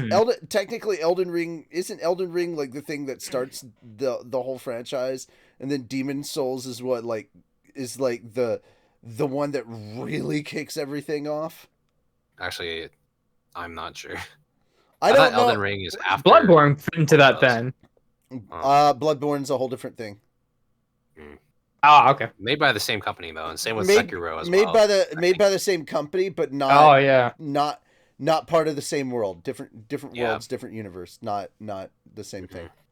Okay. Okay. So I know that the Soulsborne games, or at least the Souls games, are all connected. So Demon Soul, Dark Souls, Demon Souls, and Elden Ring, I think they're all connected. I don't know if Elden Ring is, but okay. Well, I guess there are parts of it actually, so I don't know. I have to look into that. I know Dark Souls and Demon Souls for sure, but I don't play any of those type of games. Yeah. Elden Ring is very good though. I have hard as fuck, but it's good. I have Dark Souls 3. I used to have it on Xbox. I played very little at the beginning of it. I beat one boss, and I was like, "Yeah, I don't like playing this game." It's fair. there's not like it's not a game geared toward me. Like this is not something like I'm ADHD. Try as I might, I am not going to remember any of this shit. I step away for 5 minutes, I'm going to forget everything it took me 4 hours to learn. Muscle memory be damned. Like, I will not remember this shit. I am, my brain is wired against those type of games. My neurons don't fire. They don't fire in those ways. Yeah. Unfortunately. I grew up. I don't think I just knew the first time I saw gameplay, like, this is not a game I'm ever going to play. It's a game I enjoy watching. It's unfortunately a game I cannot enjoy playing. That's fair. Yeah. That's the beauty of YouTube. Very, very hard. And very painful. Yeah. So... I enjoy watching my friends play the game and getting frustrated. I can't imagine I would watch it myself. There's lots of games out there that I enjoy watching. Yeah. That I cannot. Like Getting Over It, for example. No, I don't like watching like that. Any rage game. I don't even like watching that. Like, fuck Get Over It. Really? Yeah, fuck that game entirely. Which game? Well, yeah. Getting Over It. Oh yeah, that's not a game. That's somebody called it That's a rage experience. The exact opposite of jerking off, and I was like, yeah, That's a yeah. I mean, it's Getting Over It. Guys, I'm pretty sure Getting Over It is a torture simulator. Yeah. Like, I guarantee you, I guarantee you could use that in torture. I do know what they actually do use in torture. The Barney Dinosaur theme song. Just play that over and over and over again. We're going. This is completely true. 100%. There's a lot of songs that are earworms that they use. They also use a lot of Disney music in torture sessions. Like It's a Small World After All. There's a lot of like if it's catchy. Once Upon a Dream. If it's catchy, like that, the fact that they're using Barney does not surprise me. Anyway, there is one catchy song that I don't think would work though. That's the DuckTales theme song. DuckTales. Woohoo! DuckTales. So you're saying Goof Troop is not off the table? No, Goof Troop is not off the table. Goof Troop. Yeah. Yeah. I hate every one of you. That's such an old game too. I hate every one of you with a burning passion right now. Come on. Bring it up. Life is like an aeroplane, you know? Jesus Christ. Here in Duck. Race cars, lasers, aeroplanes? No, wait. Shit, I fucked up! It's getting mute. Anyway. Yeah. Were we? I don't... I'm completely Certainly sounds like a mean trap anyway. Yeah. If it doesn't affect us, I suppose I don't really have to worry about it. But you're scary sometimes. Hold on. You know that? Hold on. You always given me that impression. Hold on. Oh, hold on. Yeah, hold on. Hold it. Life is like an aeroplane, really? Life is like a hurricane. I know I fucked up. Yeah. Here in Duckburg. Race cars, lasers, aeroplanes. It's a duck blur. Life's like a mystery. No. No. Shit! No, it's just you had to. You gotta look up the song, man. I'm fucking up. Solve a mystery or rewrite history. DuckTales. Everybody's thinking about those DuckTales. Now you got me doing it. That's not even the words. Yeah. Who cares? It I might works. be fucking up, but I'm just getting words in the wrong spot. I'm creating new lyrics because I'm enjoying all it. I heard was aeroplane, and I was like, all right, I'm already over this. And I was like, spin it, let's begin it, bear and grin it when you're in it. You can win it in a minute when you spin it. Fucking tailspin. God damn it. Oh yeah. Oh yeah. Tailspin. Oh yeah. Tailspin. We didn't start the fire. It was always burning since the world's been turning. Jesus Christ. Grin it when you're in it. You can win it. What has happened to us? Spin it. Dun, dun, dun. Tailspin. All right, No, sorry. he does the. To go off what you were doing, though, Harry yeah. Truman, Doris Day, Red China, Johnny Ray, South Pacific, Walter Winchell, Joe DiMaggio. DiMaggio. Shit! Is this the food I porn used to know it situation all word for over again, but word. with music? Life is like Kinda. an airplane. Wait, that's a tower. Hey, Wait, that's a Jesus tower. Christ. Bro. September was last month. Thank you. Yep. Wait, what? Bro. Bro. Whoa, You highlighted it too. You had a purpose and a message to spread across. Bro, Good. I'm pretty sure Oh my gosh. Bro, I was in the army when that happened. I'm pretty sure I have PTSD from that shit. I would doubt it. Oh, To be fair, Rich, you were the one who said we need to just move on from that. We don't need to dwell on it. Bruh. All I did was quote Tailspin. How did we end up with 9/11 jokes? That was a month ago. EC! Tailspin is just a Blame funny the Brit. haha with Baloo, and they go playing, and then there's a Shere Khan. Yeah. We're not I don't aiming see for the anything. truck. Like No, I'm sad. guys, Tailspin was like in Yeah. the early 90s. That's like at least 8 years before 9/11. Okay, hold Come on. Oh, no, man. read the chat. EC, the queen died of Yeah. natural causes. The other joke is not natural. Jesus Christ. To be fair, your queen is dead. Well, checkmate. Jesus Christ. Well played, sir. Checkmate. Yeah. You're scary sometimes, you know that? You're always giving me that impression. They just directed at us. But you're yeah. still a great guy to have around. I'm sure never would have come up with this. Yeah, his Boy, king's that just works so well for this context. sounds like his king is about to fuck around and find out too. Heh. Alright, yeah. The towers. Once died she of knew it couldn't natural hurt her. splody causes. God damn That's not it. how that works, EC. Technically, EC, technically he's not wrong. Gravity is a natural cause. Gravity didn't cause the planes to crash. No. Well, no. Yeah, Gravity. All right. hardly. Here's the thing. All they did was guide them. You could say gravity did the rest of the work. Jesus. I suppose.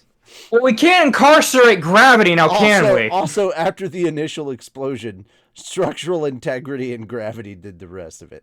Yes, truly. And here's the thing. When the people jumped out of the building, gravity did the rest of it. If it wasn't for Like I said, we cannot incarcerate gravity. If it wasn't for that pesky gravity, they could have just floated there. Fuck you, gravity. Yeah.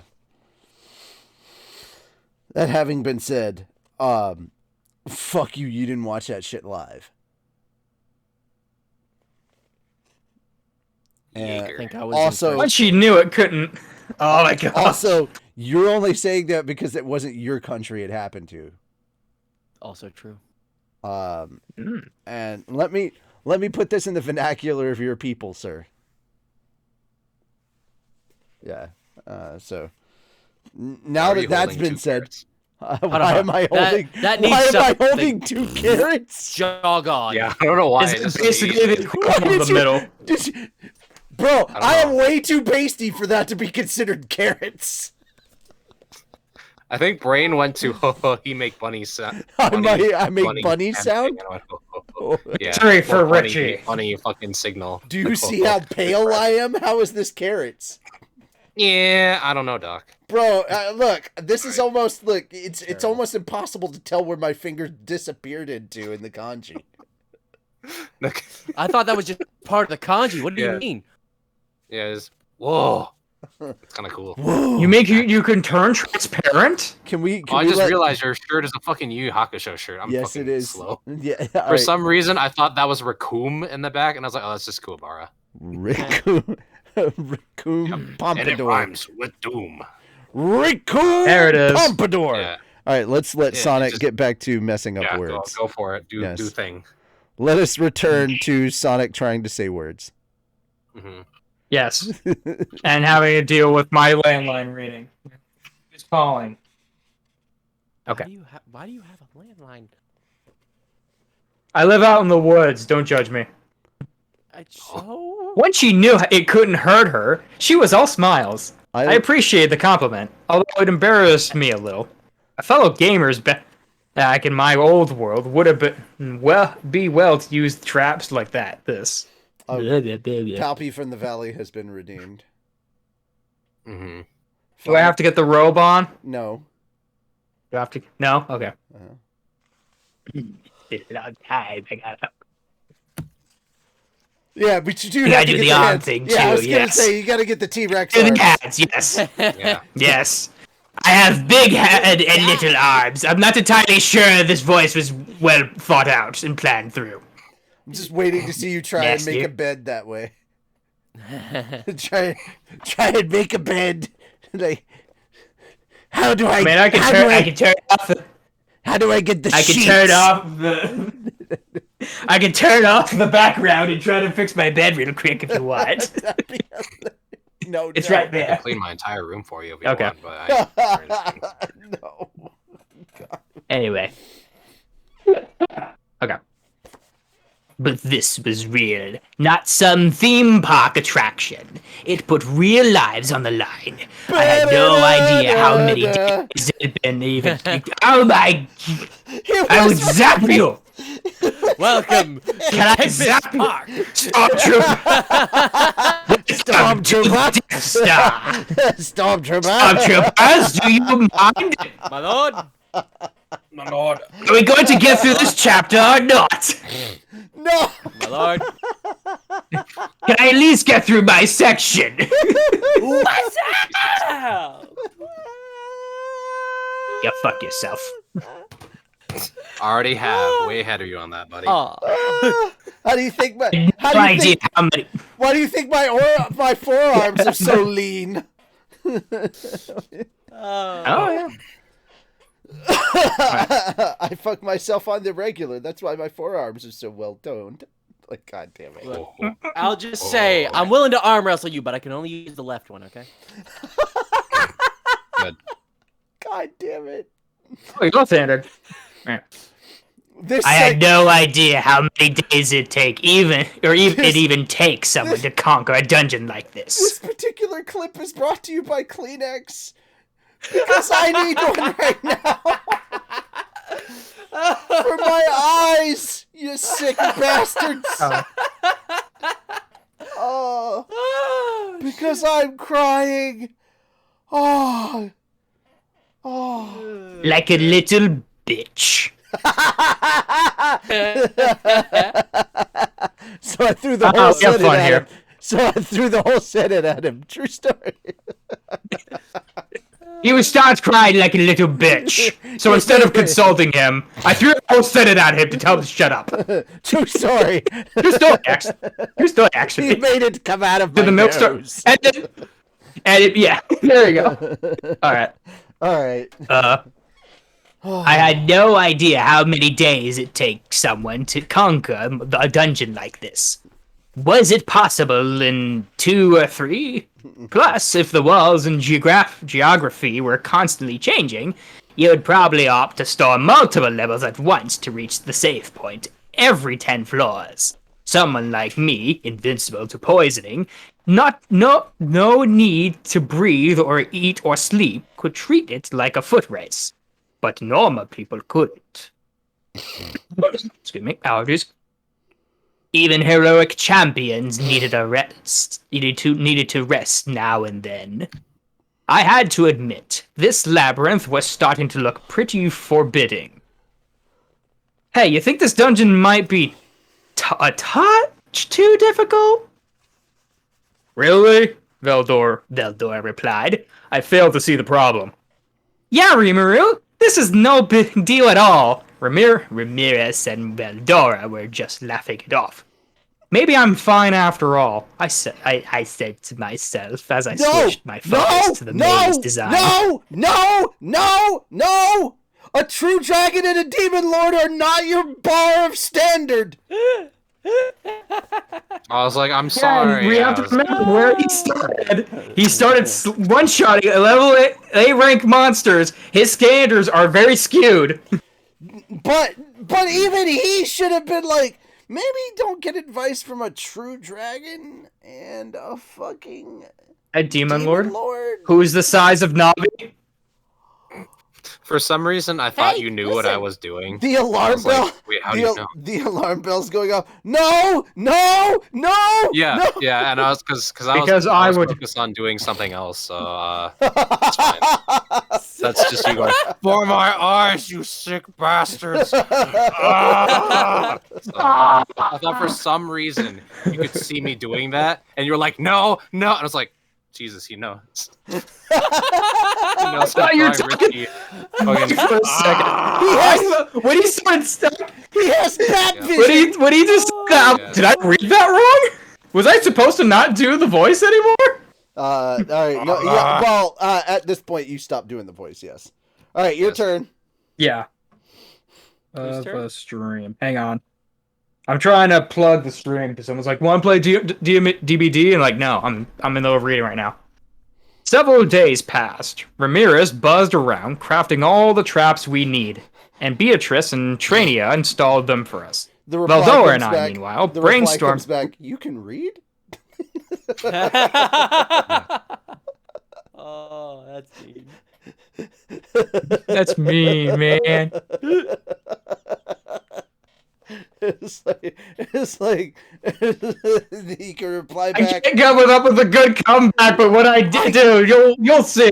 I can reply. I Oh, my reply camera, back. there you go. I reply back. I'd reply back. I was like, you can type. Yeah.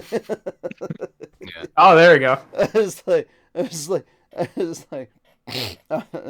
or no, it was like, at least I don't need my mother to type my text for me. Ooh. Oh. Someone play the meme of And the guy going. and then the one guy. Yeah, there we go. There we go. That just happened real quick across the screen. The O. All right, sorry. Let's keep They'll- going. Veldora and I, meanwhile, brainstormed ideas for the mazes, coming up with several patterns and setting them up so we could easily change them in and out. Things were going smoothly, but once we began considering the ground effects we could add to the floors, Ramirez brought up an issue. Oh no! I can't do that! I don't have the massive amount of energy it'd take to keep it going!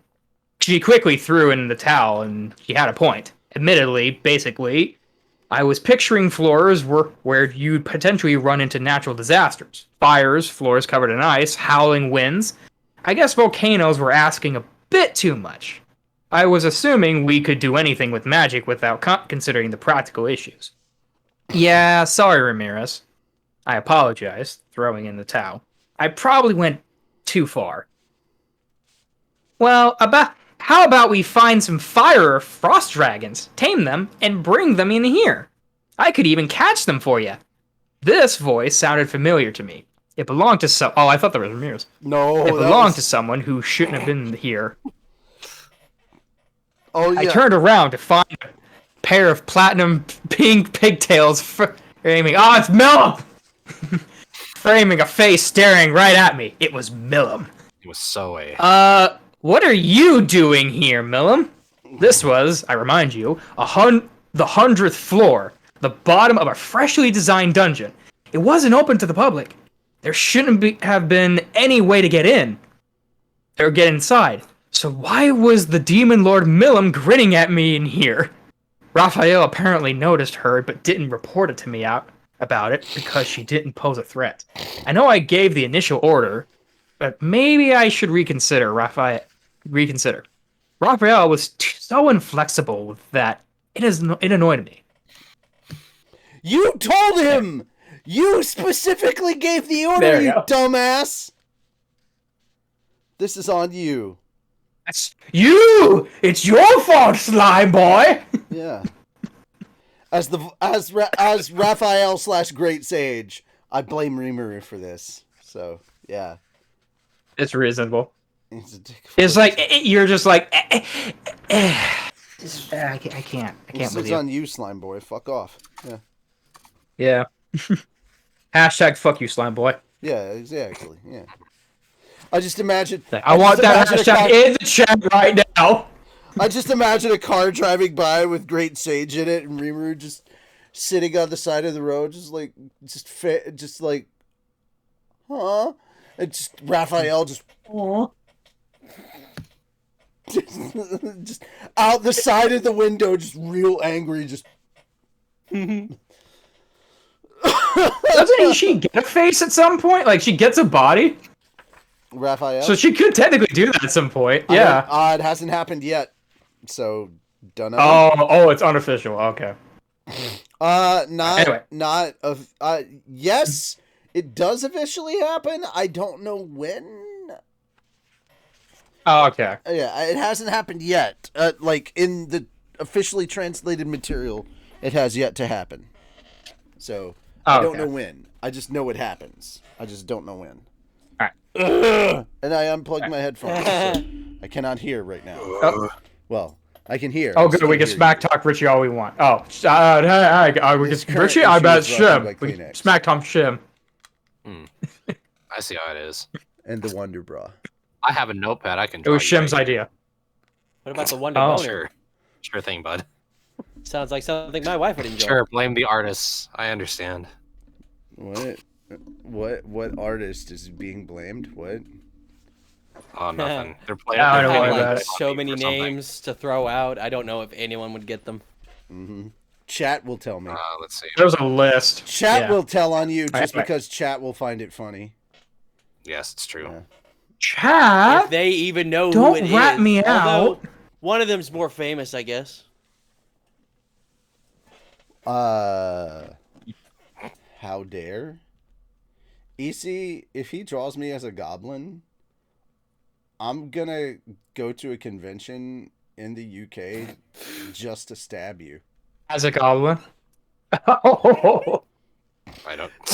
Gun violence may not be an issue in the UK, but stabbings are still very much a thing. Guns goblin. don't kill people. I kill people. Guns don't kill people. Ow. Guns don't kill people. Husbands who come home early do.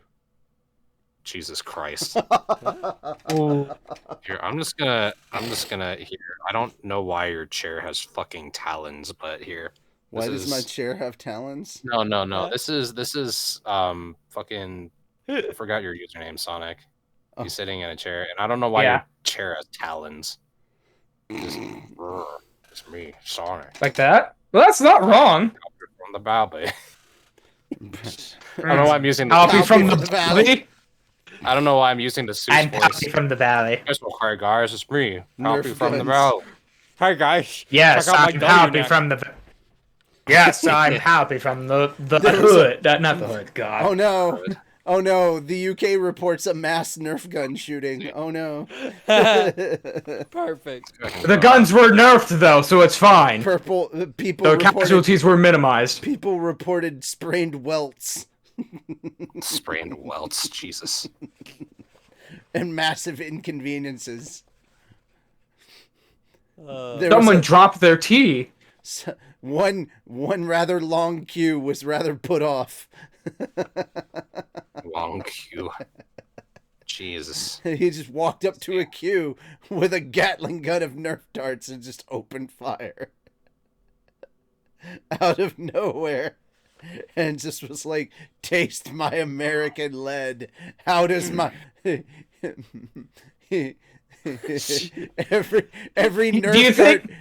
Nerf dart had the word tea written on it, and he was like, "How does my tea taste now, you limey fucks?" I just imagine instead of like putting like the stereotypical like round, you just the second clip was named Boston. How do you like my Boston tea? I just imagine instead of putting the blanket on the traumatized victim in the European countries, there's like, here's your trauma tea. Trauma tea. I mean, Oh, that's very soothing. I'm Thank pretty you. sure that was I a feel joke much made better. by either I forgot that chick's name. It was either a comedian No, that was my joke. or I just came up with it that. was like you may have come up with it My right third- now, my but I'm third sure clip- it's a joke. I've that not actually heard my happened. third No, I clip- feel like I've come up with My it. third clip is going to be named Magist. So I will give them Majesty. Matches the Gathering. No, Majesty. Good. Followed by Yeah, Saren. So I can Sorry, give I had to draw the rest of the gang, so there we go. That's all of us. Artistically accurate people. I don't know why Sparks my- says that like, me? Shem is the okay.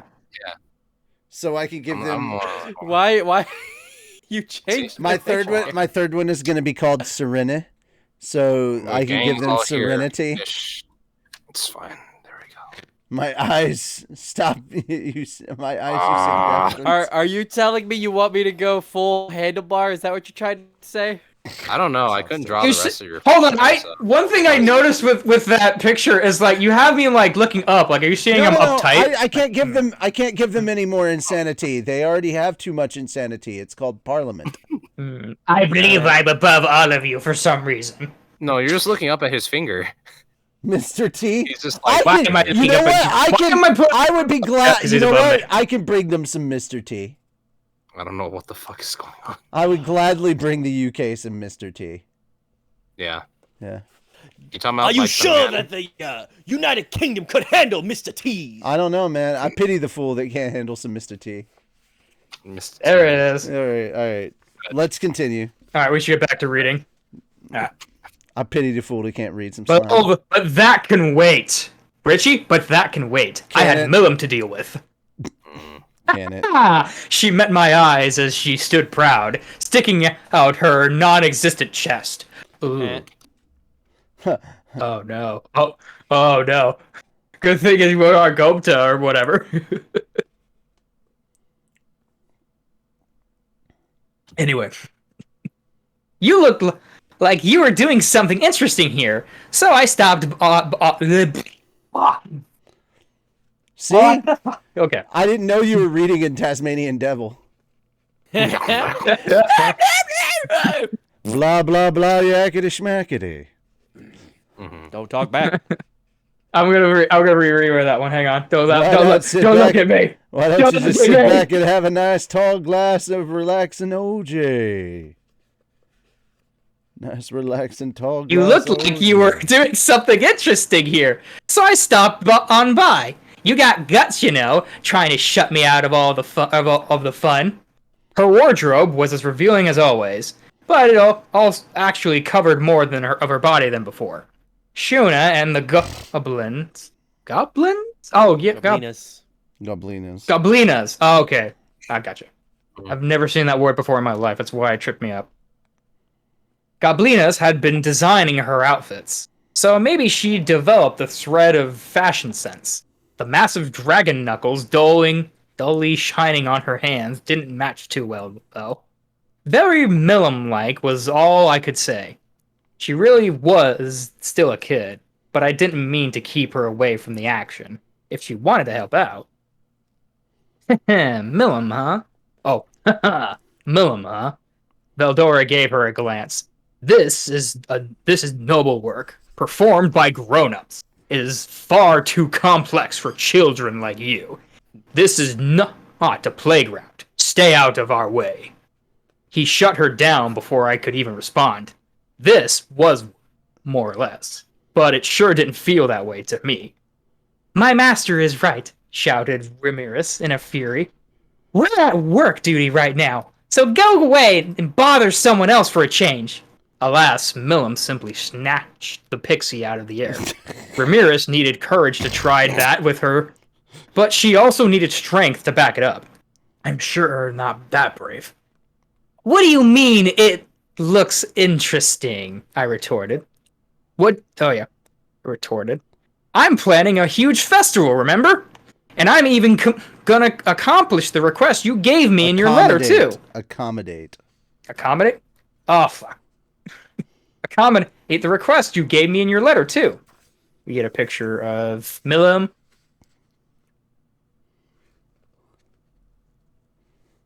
Huh? You didn't ignore my request? My letter. Of course not. I'm inviting... Letter, not request. It's letter. Oh, I don't know. I'm trying to... Damn it. Huh? You didn't ignore my letter? Of course not.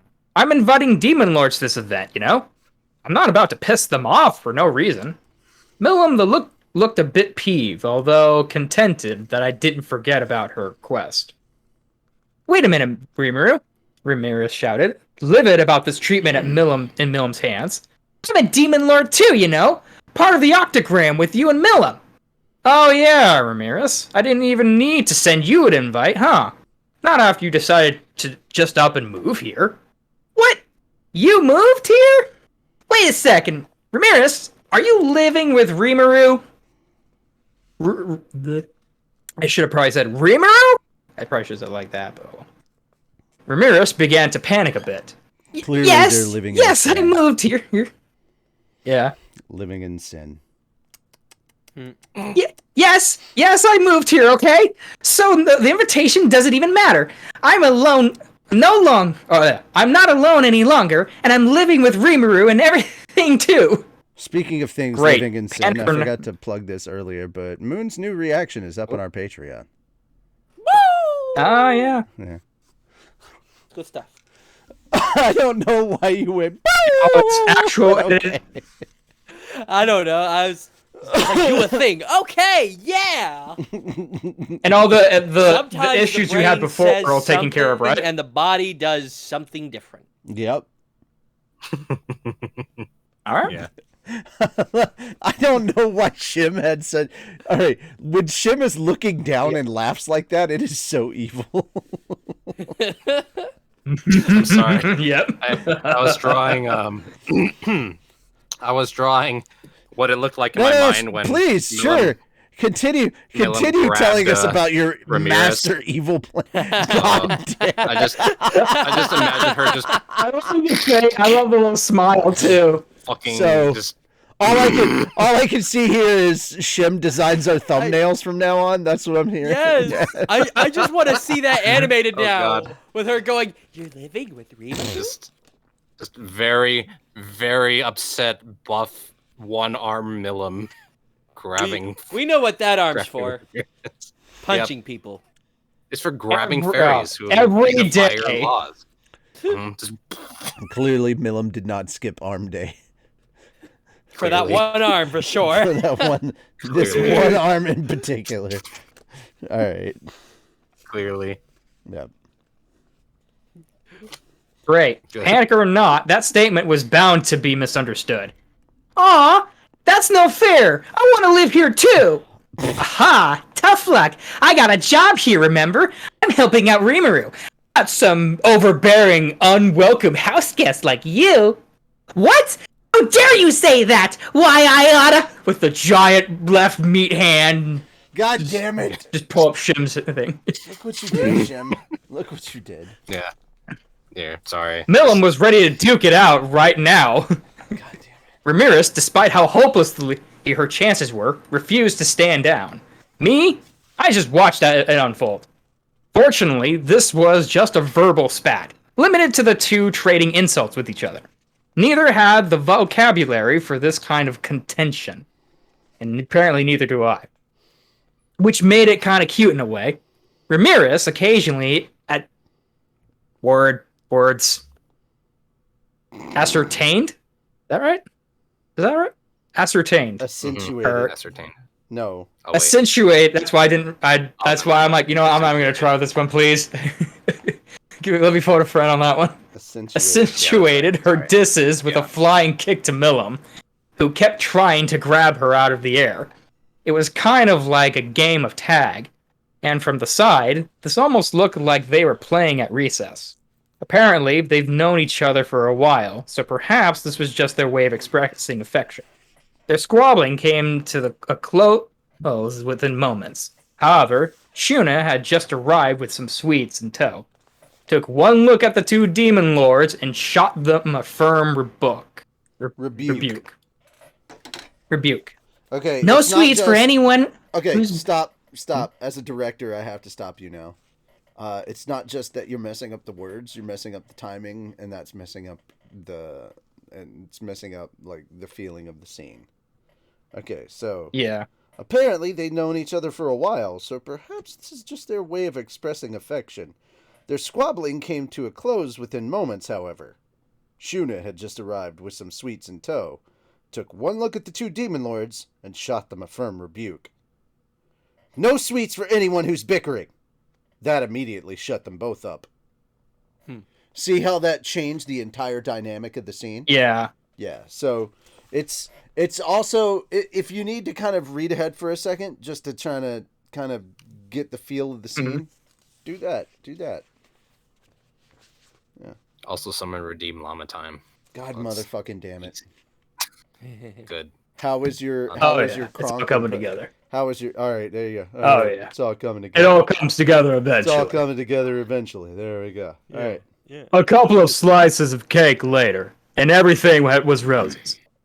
Got a hair. Hold on. You could even say it was... You could even say it was... A long hair got in my tongue there. Hang on a second. It was all coming... It was all like coming literally. together. I don't know what happened. Oh, yeah. They were awfully chummy now. But more importantly, I needed to grill Millum over why she came here in the first place. So, Millum, what are you doing here? I asked. I told you. You look like you were up to some fun stuff. Is that really it? Uh-huh. But now I'm really glad I came.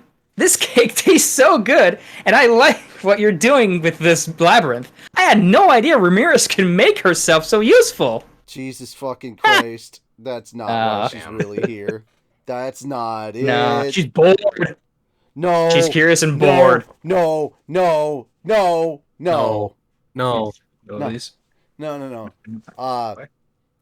not boredom. No. It's not boredom. She's running. You're gonna find out what she's running. Oh, she running. No, okay, I remember now. I remember. Now you're gonna find out soon what she running from. All right, here's the thing. As much as I know that you guys are like, experiencing this for the first time, and that's good, I highly suggest you read the rest of this on your own. Because goddamn, it's gonna be entertaining, and it will help. I would say it actually does help to know what's coming up, from an acting standpoint, because you're like, okay, I kind of vaguely remember what's going on here, and it helps. Mm-hmm. It helps kind of with set the inflection. It helps set the scene up better, as opposed to just kind of stumbling off in the dark. I mean, even as a voice actor, when you get a scene set up, you're given direction about the scene. Whereas with this cold read, you're basically given this scene and you're basically told, go from jump. And that's not... How are you supposed to act out a scene if you have no idea what's coming? Or what character's voicing what? And things like that. So I would read ahead. Make notes. Who's voicing what? Take chances. Make mistakes. And get messy. No, ignore. Get jiggy with it, if you will. Ignore everything Shim just said, because that makes no sense. Sorry, that's a Magic School Bus reference. Yeah.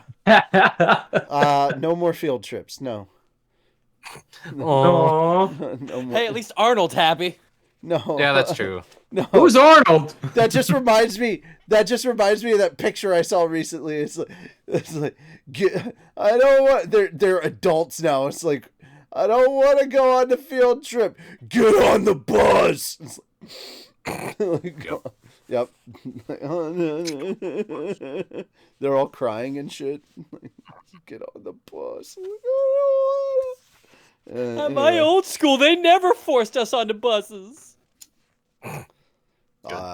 They've been getting on the Magic School Bus this whole time. They still have not graduated. They've just been on the Magic School Bus the whole fucking time. They're still adults. Even with the reboot, the only thing that changed was they took out the "at my old school" girl and replaced it with a new girl. Yep. Anyway, But yeah, I would highly suggest reading ahead. It'll help. It'll help out a lot more with the acting part. Also, there's just a lot of cool stuff here. Going forward. But yeah, Millam. Yeah, normally I use this as the time to actually figure out like, oh boy, here's the thing of the week. So maybe I'll do that. Yeah, go ahead and like at least read the chapter. I would suggest since we're so far through, just read the rest of the book because you've only got 2 chapters left. And oh yeah, true. It's pretty exciting. Honestly, though, when you finish this volume, it is going to be one of those ones where you're going to be like, motherfucker, I want to read the next one. Because this is part 1 of a 2-parter. Of course it is. Yeah. Ooh. So, yeah. Oh yeah, no, this is the setup, and then the next one's the actual festival. Yeah, this is the setup, and then the festival actually kicks in the next one.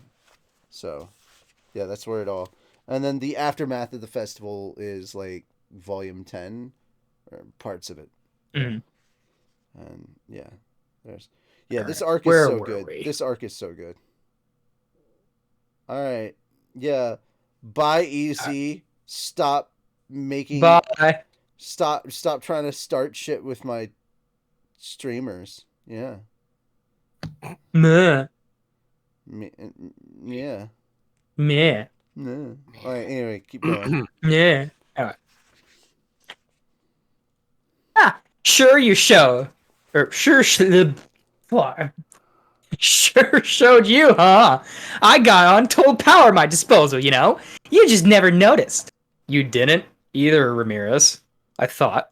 But, man, Millam really has a keen nose for underground scheming like this. You literally can't hide anything from her. She had 2 ex-demon lords in Carrion and Frey to deal with, but she still had time to weather with... Hold on. She still had the time and wherewithal... Wherewithal? Wherewithal, yeah. Did I say that? No. Wherewithal, yeah. It's just...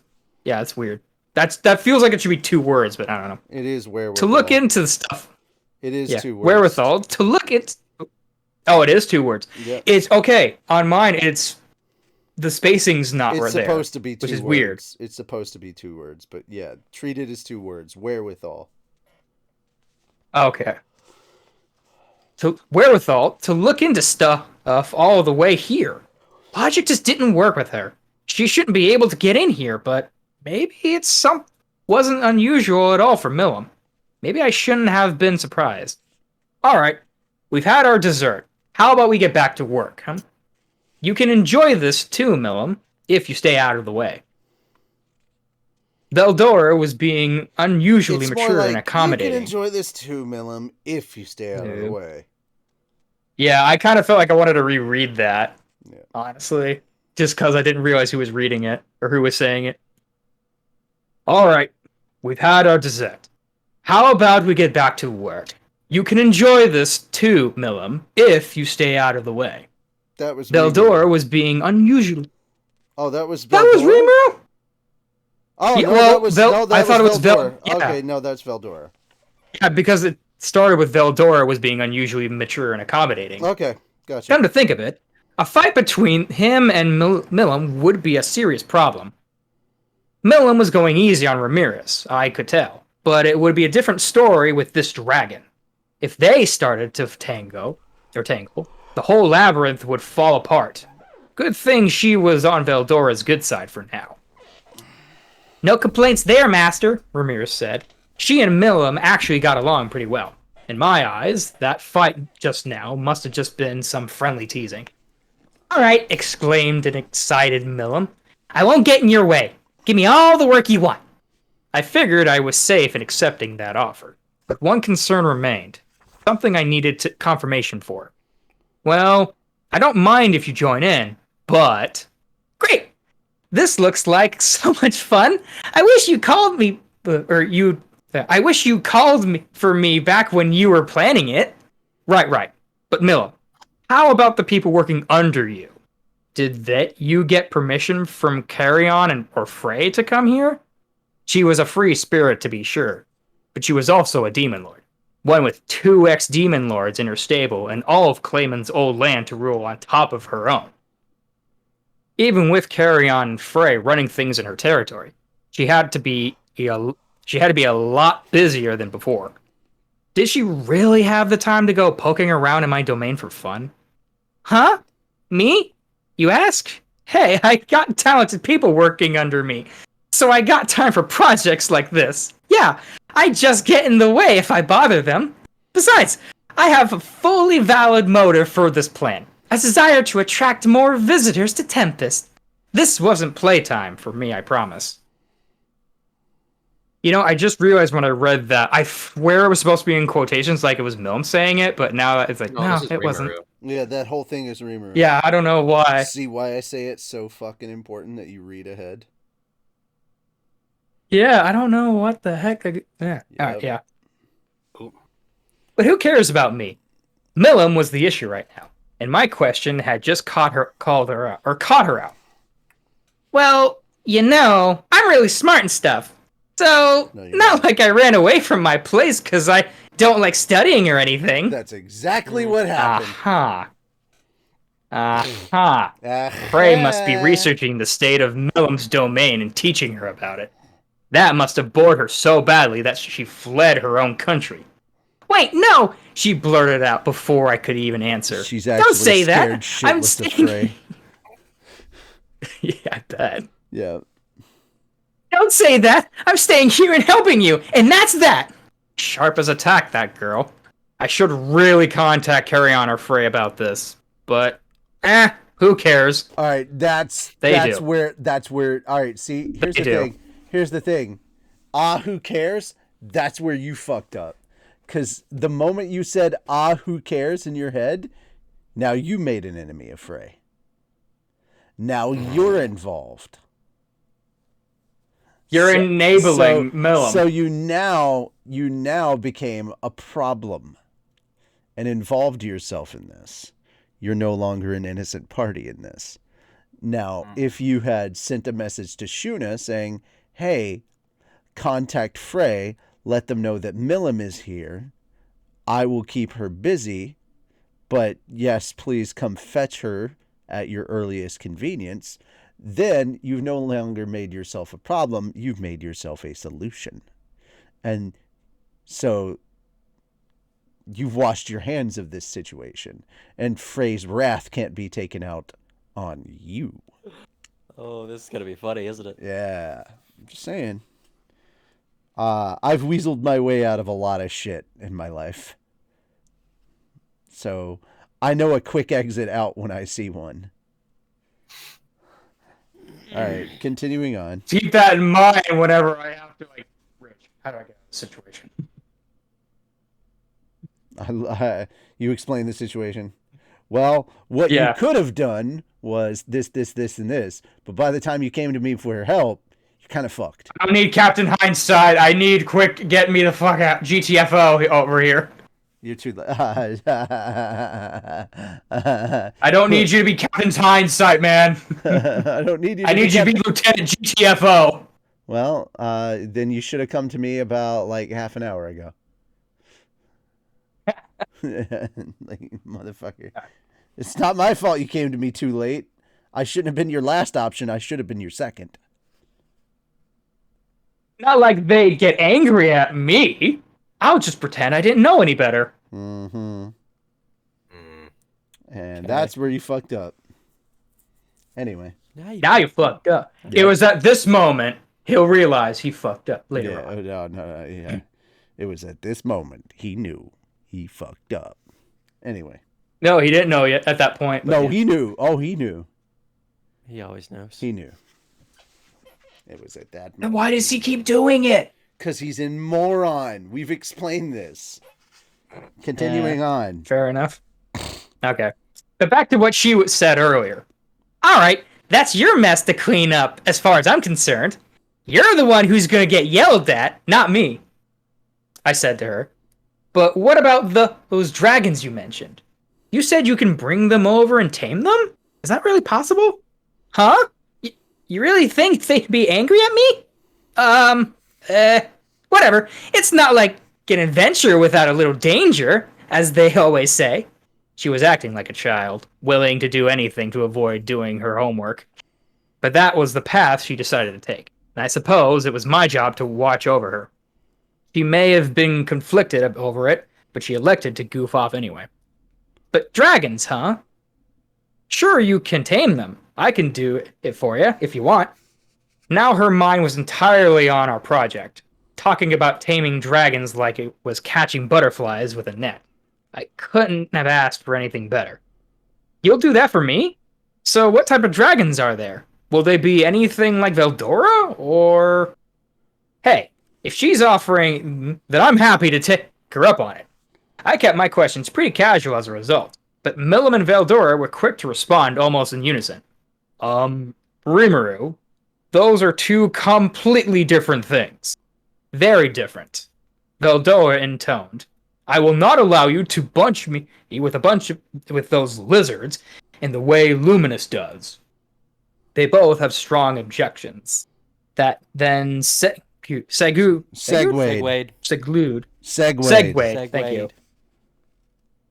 Then segued into an equally intense explanation of the nitty-gritty of dragonkind. Okay, there we go. And that's Dots. There we go. Fucking hell. That took an hour. All right. I thought we would have gotten through that a lot quicker. We did goof off a lot, too. That's also true. All right. The draconic species of this world is nothing more than monsters created by broken down elements of the body of Veldanava, my elder brother, the Star Dragon King, the most powerful of our kind, Veldora began.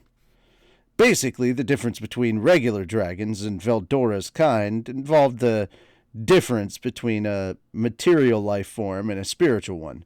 Regular dragons, as monsters, have a physical presence in the world. They were called dragons since they resembled the ones of myth and legend, but in essence they were closer to dinosaurs, big, mean lizards. There were only 4 true dragons in the history of the world, 3 of which currently existed. The Star King dragon, Veldanava, Veldora's older brother and Milim's father, perished following certain unspecified events, and he hadn't shown any signs of reviving ever since. Dragons had eternal life, so something really serious must have gone down with that guy. But that was outside the scope of this conversation.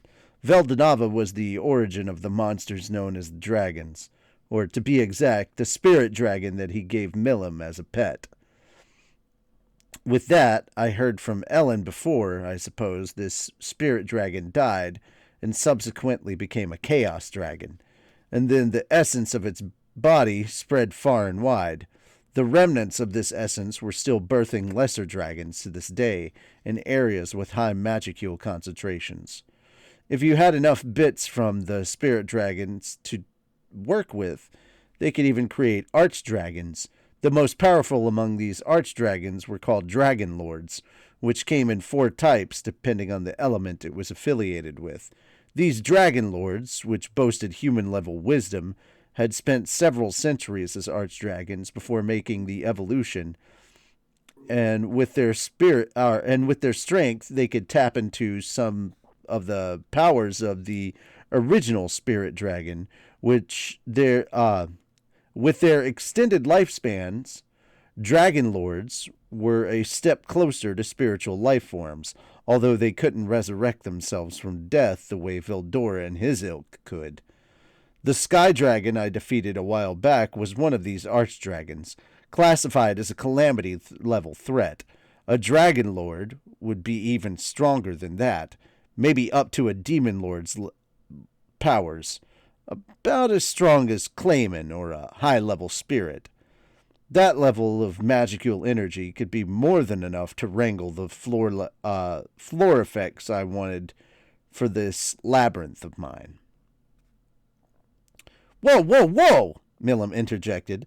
I may be incredible, but not even I can tame a dragon lord. Getting an intelligent being like a dragon lord to cooperate with us would be pretty fruitless now that you mentioned it. Maybe we could get one to agree to the job if we asked them nicely, but it wasn't that but it wasn't that worth it to try, I thought. Guess not, huh? So, what do you mean when you said you could catch one? Well, there are some archdragons with elemental attributes to them, even if they aren't quite dragon lords. If we catch some and let them run free in this dungeon, they'll eat up the magicules and change the landscape around them, I think. I see. Dragons were in the habit of creating nests for themselves, so whether they decided to set up shop, they'd transform the local environment for us. Wherever they decided to set up shop, they'd transform the local environment for us. They had tons of magicules for them to chow down. Oh, we had. Motherfucker. We had tons of magicules for them to chow down on, so no issues there. Let's go with Millam's offer. All right, can you do that for me? You got it. I'll grab you one from each type, right on the cusp of becoming a dragon lord. As she explained, dragons derived from that original spirit dragon came in just 4 types. At the top of the pyramid, you had your earth, fire, water, and wind dragon lords, with the element-infused dragons below them. They also came in 4 types, known as earth dragons, frost dragons, fire dragons, and wind dragons, respectively. The sky dragon I tangled with was a rarer case, would-be evolution into a wind dragon that missed the mark for some reason. There was no sky type to these guys, unlike the elemental spirits, although there were other variations and special types, little things that occasionally made the resulting dragon unique, kind of like with humans.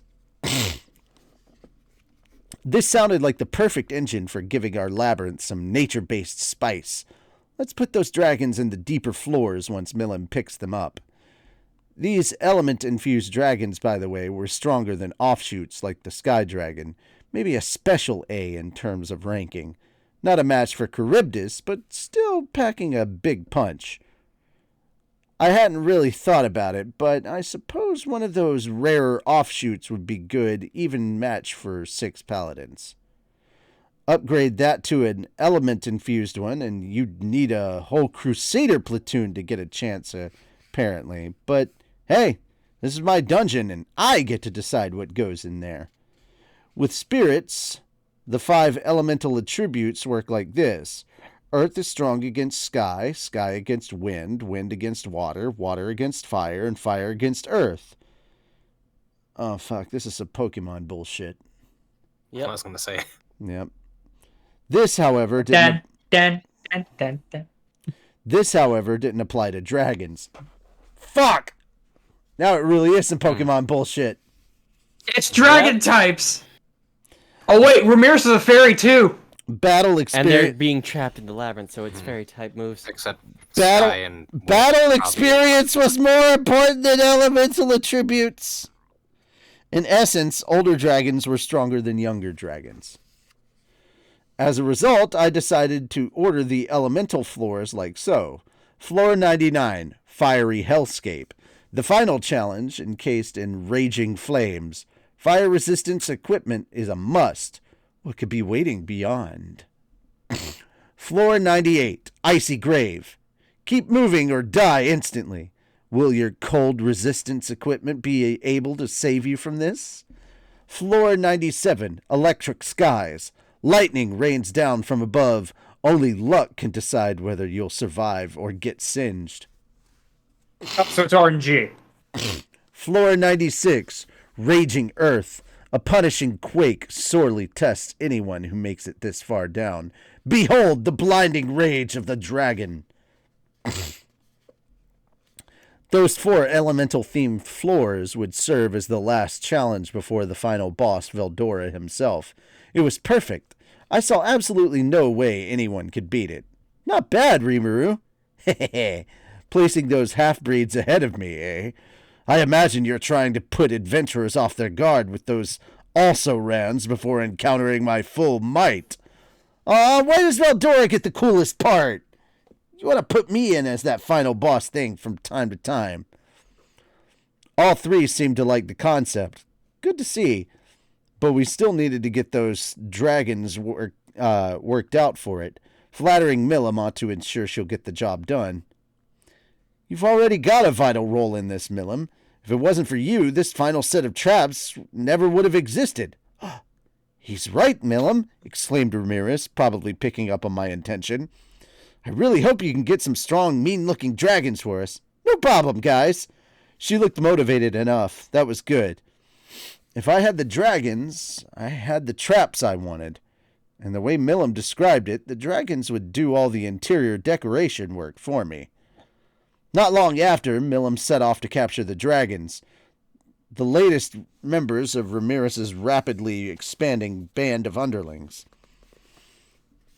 A few days after Milim's sudden visit, I had the traps set up across all the floors.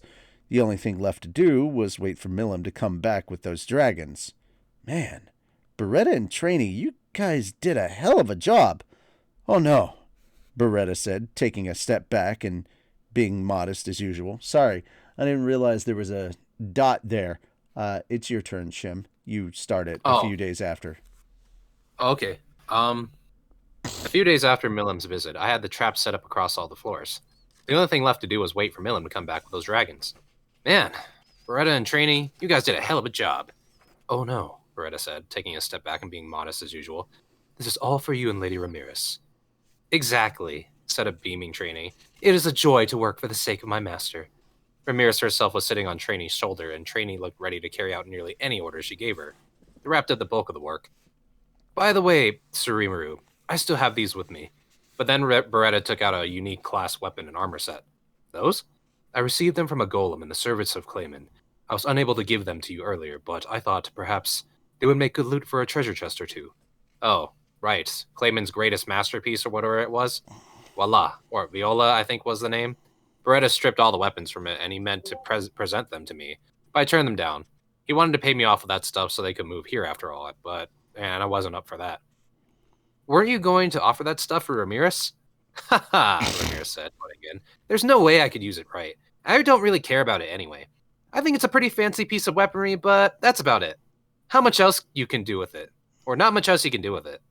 So I talked to Beretta to see if we could make better use of it.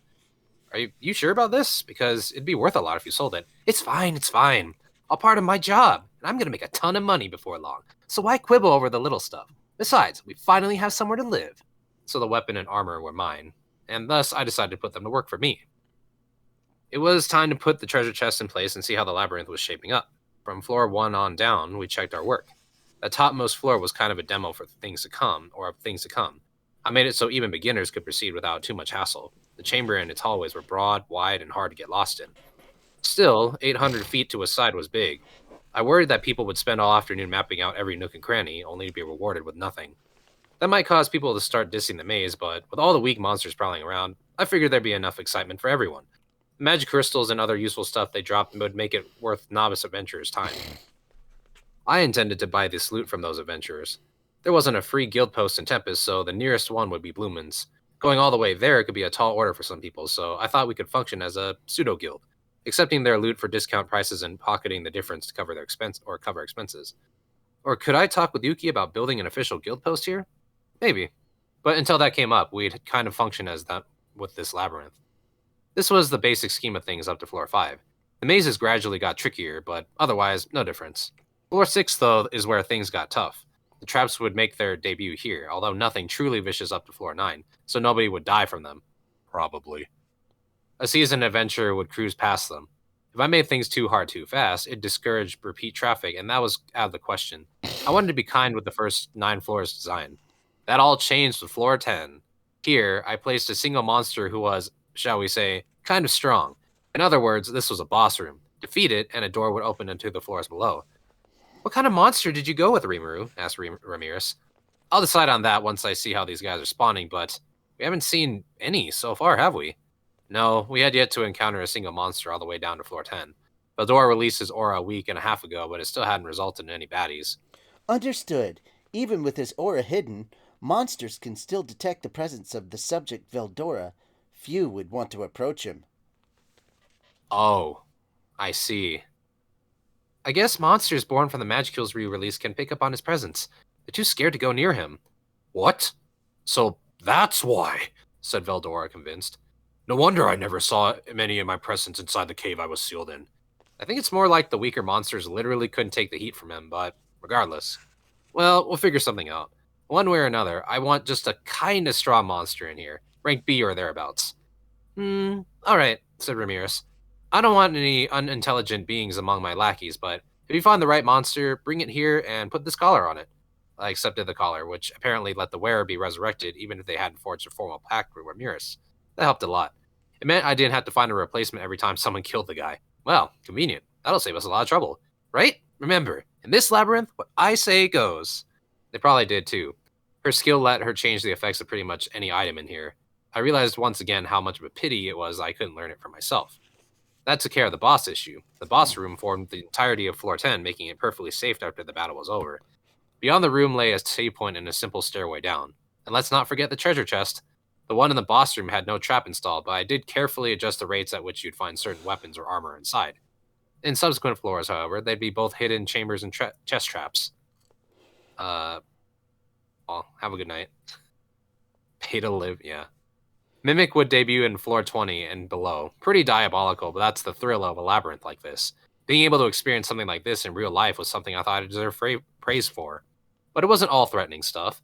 With abundant magicules all over the labyrinth, the swords and lances found inside could start to get a bit magical themselves. Getting your hands on stuff like that was worth risking your neck a little, I thought. With a resurrection bracelet, nobody was going to die, so I figured revving up the difficulty would make it more fun and exciting. I couldn't wait to see how adventurers would react to all this. Finally, we wrapped up our inspection of the first 10 floors. Well, now what? Should we set up someplace on this floor where you can sell the stuff you found, or put it in storage for safekeeping? Oh, do we really need that? Because then we wouldn't be able to sell any return whistles. Ah, right. Ramirez actually had a great point. She was always sharp with issues related to money, I guess. True, not much point putting ones up in floors and save points, or with save points. Oh, what's up? They're gonna figure some shit out. They're gonna find out that there's gonna be problems later. That's okay. I mean, that's fixing the bugs when they Yeah, start. this is. Always find a way to They're break like, the game. I don't know, man. Return whistles, and it's like,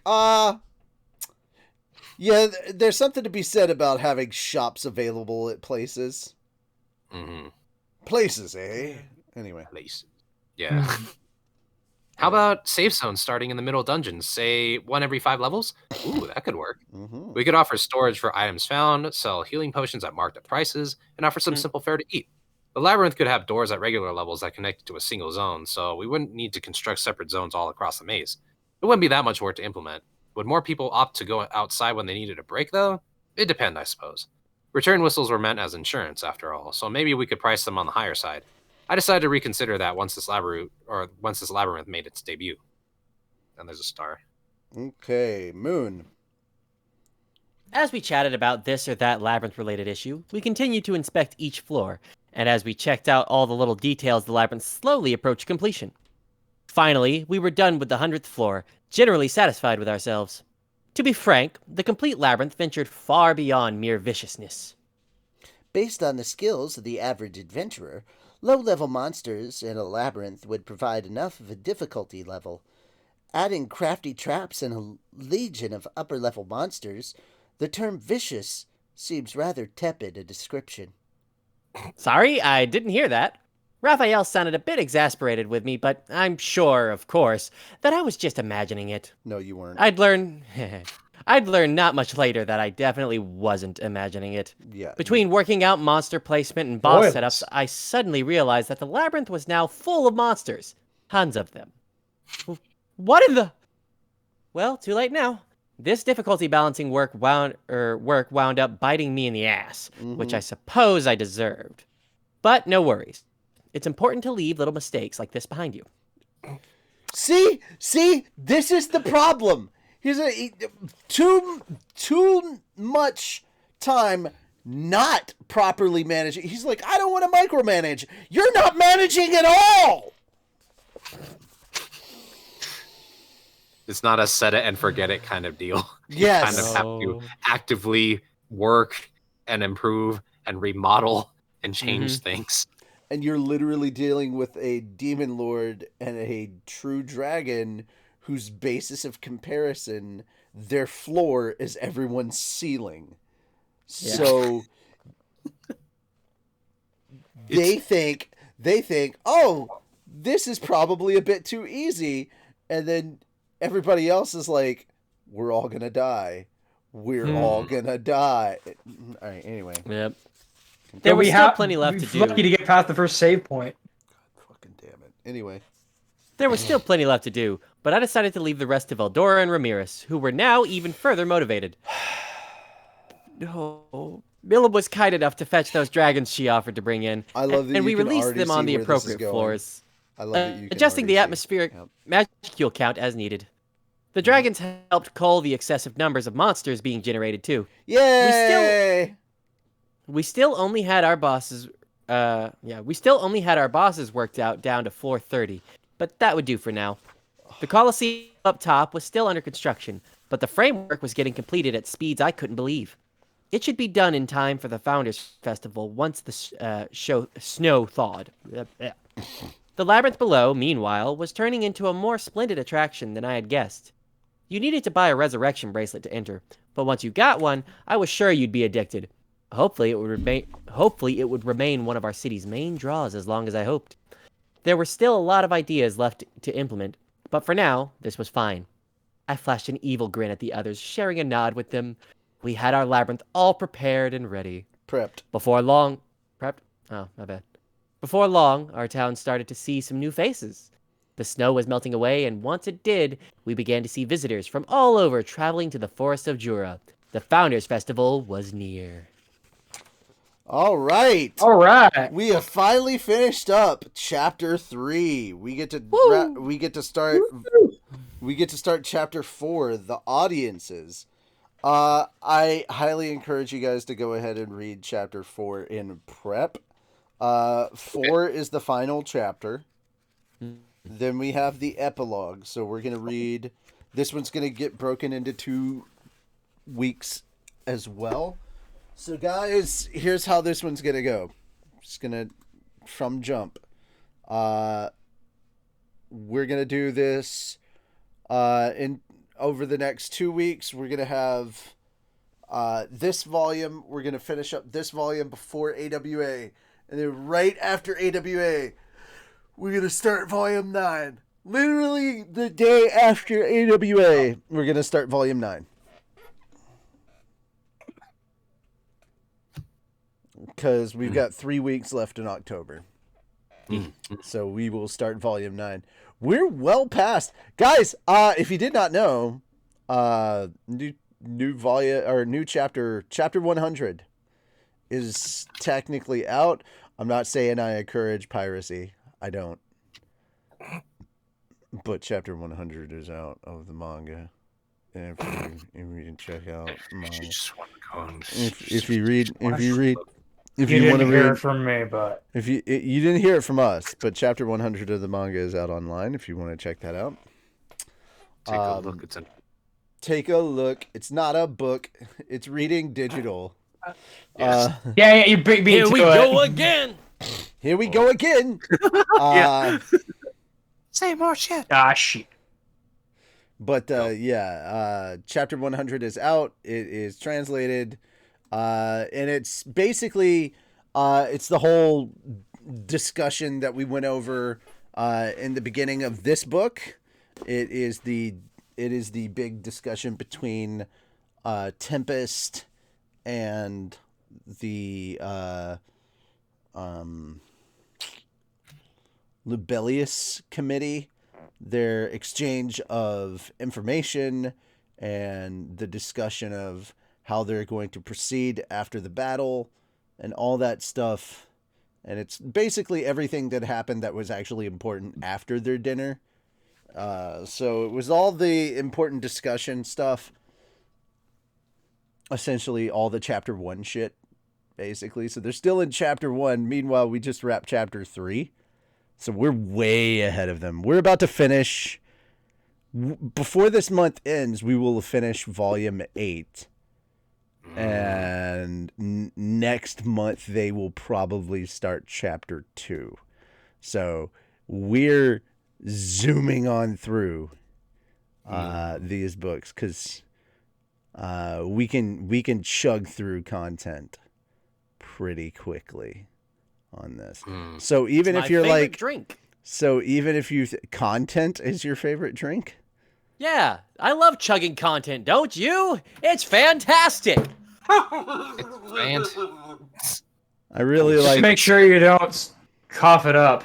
I really like orange flavor content. You heathen! You should always take I'm more grape flavor. wildberry myself. I love grape drink. Anyway. lamp. Anyway. Purple drink every Ah, time. my Purple heart. drink every time. Anyway. It was grape flavor. Flavor.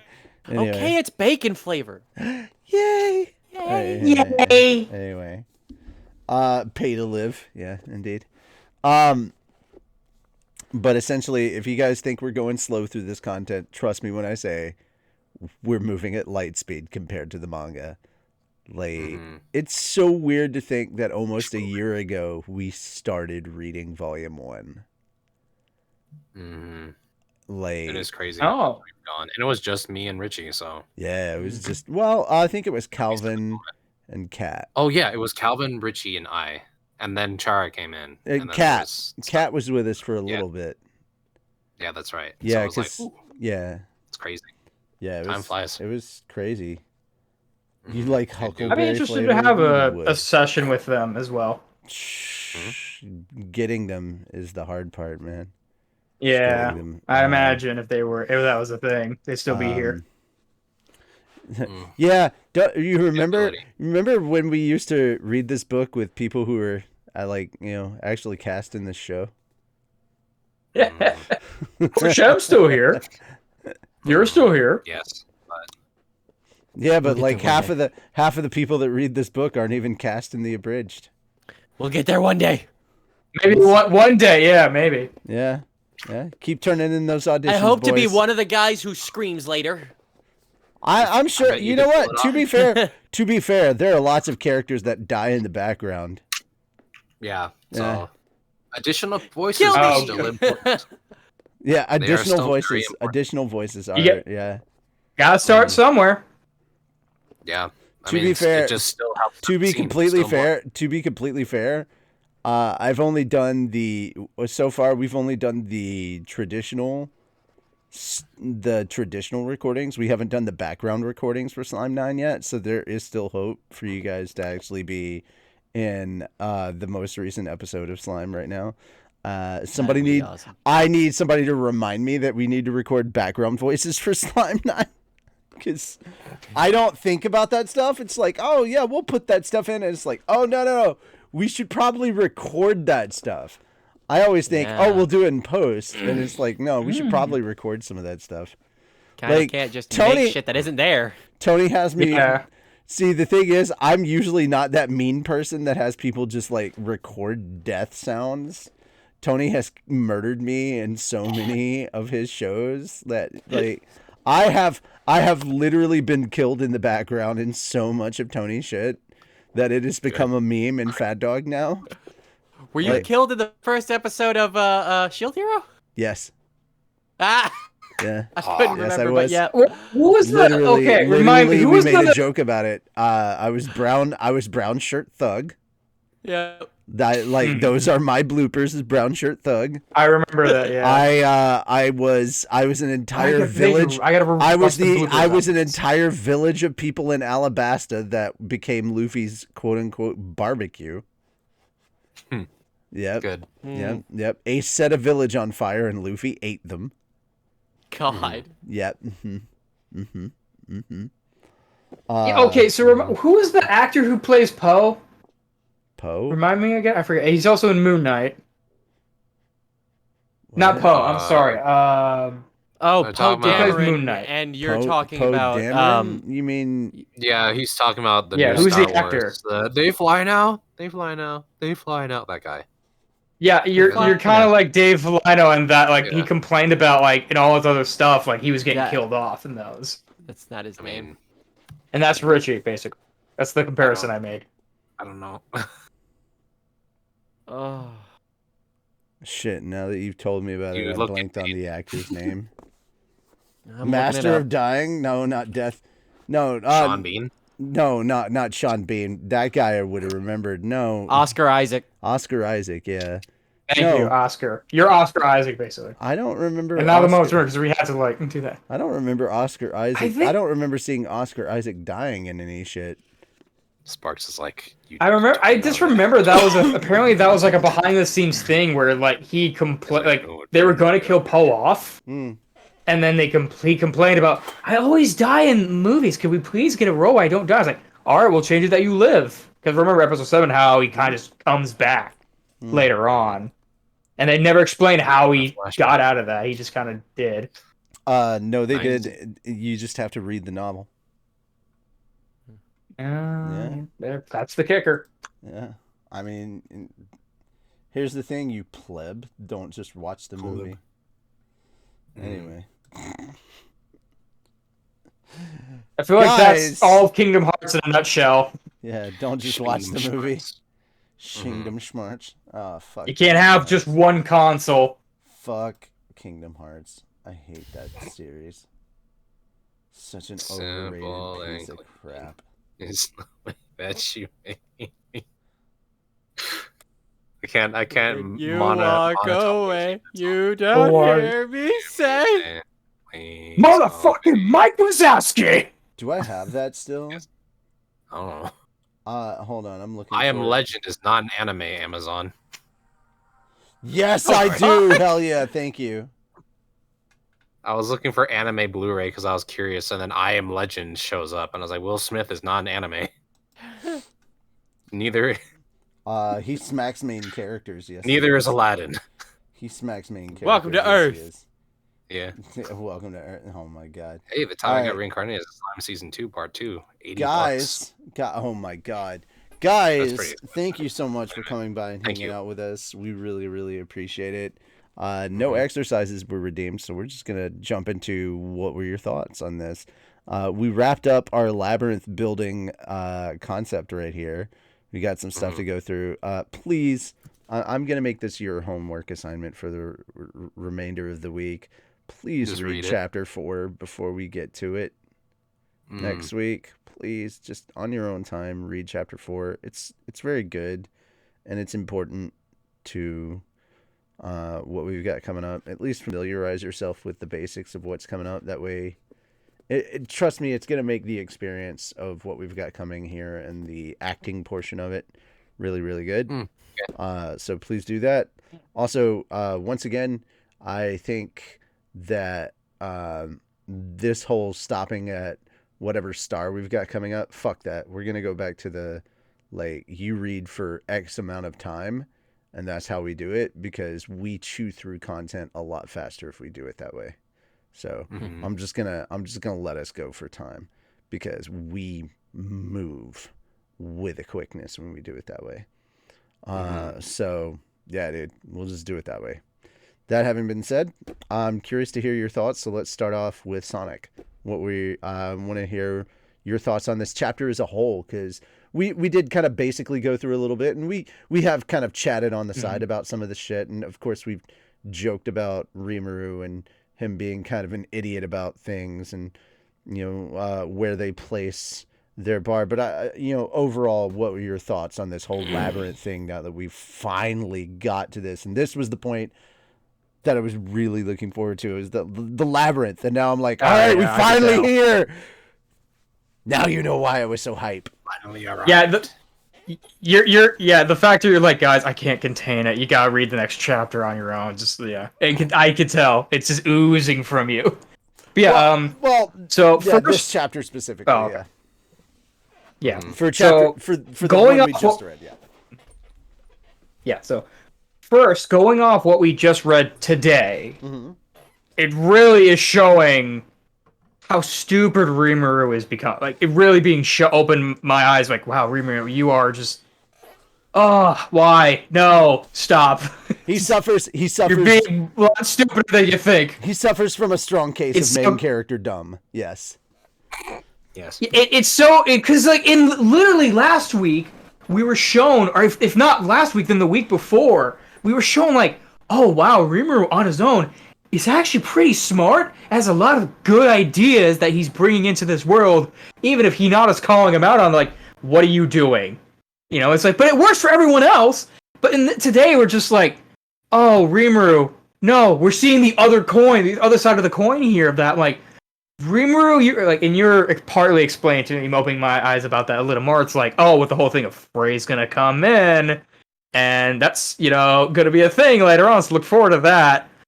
With the whole thing of just enabling Milim to just kind of come here as like a safe haven, like, all right, I'll let you just be here. It's like, no, you're asking for trouble, and he's kind of even reaping what he's sowing a little bit too.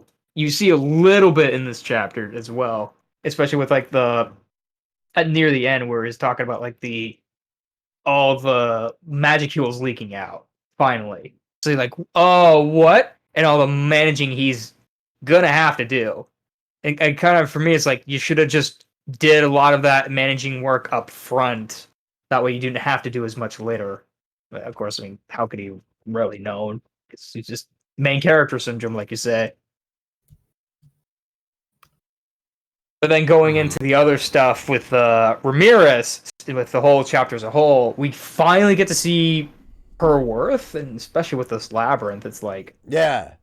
for someone really tiny, this is kind of world breaking. I love World how bending we've or world gotten, breaking, whatever you think is a better term for that. I love how we've gotten like this idea of over these last several books of like this tiny little Tinky. easily Navi. Easily beatable fairy, this weak demon lord, and it's like, why is this person a demon lord, and then now you're like, oh fuck, this is why this person's a demon you are. lord. Now we know. Oh shit. Oh, okay. All right, I see your worth now. It's like That brings up a question, though. it's like the first episode of Community. I see your value. Yeah. All right. In a way, I guess if I had to compare it to anything in a way, it's kind of like how we first see Beerus in the very, very beginning, mind you, where it's like, you hear about him being this god of destruction, and it's like, okay, show us. And then you see like a little bit later, it's like, oh, now we see why you're the god of destruction. He's just a naked Okay, cat. now I get it. Just a naked cat. All right. He's just an Egyptian cat-looking guy, purple. Yes, Moon, He's your purple. turn. Moon, your turn. First of all, with something that he was bringing up, which was, oh, they are a demon lord. I'm thinking, now having seen this whole maze thing, what if Ramirez kind of became a demon lord by accident? Humans just go into the first labyrinth she ever created, and then they die, and she just gets that soul. So she's just like, well, I guess I have enough souls now. Gee, that brings up another question. Well, she said that she became a demon lord because she fell from grace, whatever that means. So I don't know. She never truly went into it, but she's just like, when we first met her, she was like, she used to be the fairy queen, and she's like, well, I am the fairy queen. That's me. She's like, but you're a demon lord, and she's like, yeah, because I fell from grace. She's like, what does that mean? He's like, it just means I fell from grace. I don't know what it means. And it's like, okay, of course she doesn't know what it means. Ramirez is also stupid. Or at least maybe she just doesn't know the way of the world. Maybe that's it. Oh no. Actually, I wanted to say something about that too. It's with Rimuru, he had to... It was Moon's turn. I didn't want to... Okay. I wanted to let Moon do his thing. Yeah. So. Anyways, this is a lot of fun. It's just great seeing Rimuru set up more funny shit because he's an idiot. And just, I don't know. With everything he's been through so far, what possibly makes him think, yes, I'm going to leave these two idiots to do something unattended for a large portion of literally anything. Hey, let's give this giant fuck-off dragon who just discovered manga and is making references left and right and does not know his own strength, I guess, or something. Let's just let him make some decisions. That's great. That's wonderful. That's a beautiful idea. I cannot I'm gonna leave wait to Shem see in charge. No, yeah. Actually, Yeah. but yeah, I cannot wait to. I'm I'm gonna leave Shim in charge of this all-girls school. Yeah. Oh God! Hey, Oh, no. Wait a minute. I played a video game like this once. It's Soe. It's this. I'm gonna It's leave the Soe Academy. I'm gonna leave Shim in charge of this all-girls double D super ultra hottie art school. I've definitely played this video game before. To be very honest, I actually probably not talk to them because I get very nervous around very good-looking people. Just Oh, saying. here comes Principal Shim. I'm just like, Shim. We'll call it Oh, no, if there's Mockingbird. double D Shim, and everything, would you be Shim, looking down, or would I you be hate like, I "Yeah, hate to hi." break this to you, they can smell your pheromones. I know that'd be a horrible thing. It's like they step into my office. They're like, "You wanted to see me, Principal Shem? Yes. Go ahead and sit right down. You don't mind for the headband? They want to step into your orifice. Hey, Jesus you know, you should really Oh, clean out that'd your be- trash.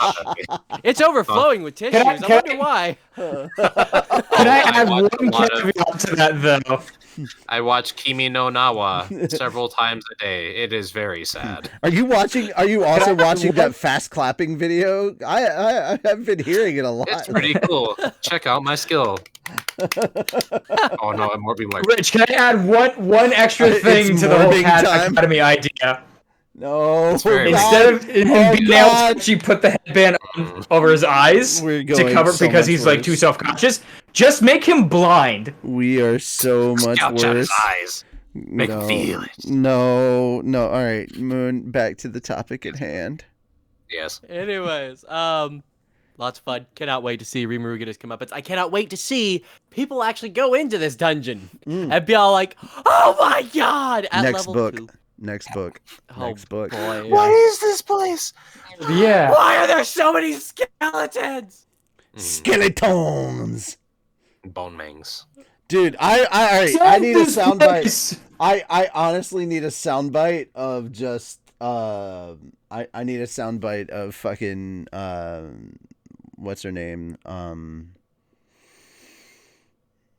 Oh Jesus. The why am I suddenly blanking on the VTuber chick? Which one? What did she look like? Autoimmune disease. Which one? Yeah. Autoimmune Oh, Iron disease. Mouse. Iron horns- Mouse. Iron Mouse. Yes, the tungsten rat saying skeleton.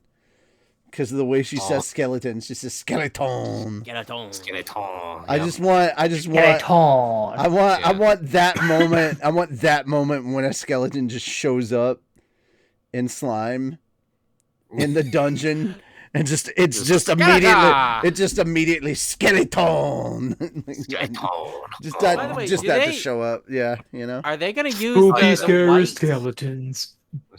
They should like put the white dude in here. the what? Y- The yeah, white man? Yeah, the white. No, the skeleton dude. Which The white. Oh, I know what you're talking white. about. The guy who- Adelman. Shuna. IGHT. The white. Yeah, I thought you were talking about like a white guy. You and I was mean like, you mean first off that's racist. Secondly, Yes. you mean Can't remember his fucking name. you mean Adelman? Him. Yeah, that's the name. You mean I knew what he was talking about. I don't remember the name either. you mean Adelman, the floor boss of floor 60? Did they so already did. mention that? Not in this book, but yeah. Okay. Well, there we go. You spoiled it. That's on you. Yeah, well, I mean, Eh. stop guessing ahead, and I won't have to tell you. I mean, I'm okay with this. I like being right. Okay. It inflates my ego. There It's you a go. wonderful thing. Make me correct. Get closer to the camera. It'd be funny. Be good for dramatic this. effect. Yeah. It's amazing. I love it. Thank you. I need it. You get to Apparently, like, apparently, you don't need a third eye to be omniscient. You just need to practice archaeology. There's Arceus tells me things, and they Speaking are of which, useful. don't look at my shame, but praise Praise Arceus. Arceus. There he is, actually. Praise Yes. Arceus. Yes. Yes. Yes. Arceus. Yes. Praise Arceus. Arceus Praise got wow, Arceus. wow. Arceus Yeah. got that booty. Oh, does got don't he that though? Mm. God damn. Yeah. Quite Dead a ass! wonderful thing. You know what Arceus got? Holy you know what Arceus got? A great ass! God damn. They don't right. call him Arceus for nothing. Anyways. Oh god damn it. I can't believe he's ours. Anyways, I can't do it. So, Arceus's followers are called bummies. Why do you think all of Arceus has all these followers? They're just I like following that. him to get a look at his ass. We are the cheeky bummies. The dance of not deny. You're a archaeology. cheeky one, aren't The you? dance of archaeology is the twerk. It's just throwing it back really slowly and like to a beat. It's like should I get up and perform the dance? No! No, yes, yes. I perform no the one dance. wants to see that. No! No. He's doing it. No. He's doing it. You are too late. Yep. Having a good time. Clip it. Someone clip it. Please! Down. Someone clip it! Shem hasn't said his thing yet. Someone Dang it, post we that. can't just end it. Someone post On that. that. Someone post that on Fat Dog with no context whatsoever. Yes. Just be like, Just do it. post that in Fat Dog's Discord. Just things that you missed on tonight's Fat Dog stream. Moon twerking for The full Arceus. moon. Just here's moon twerk. Moon- No Moon context. twerking. Moon twerking for Arceus. Moon doing a Yes! half-assed twerk.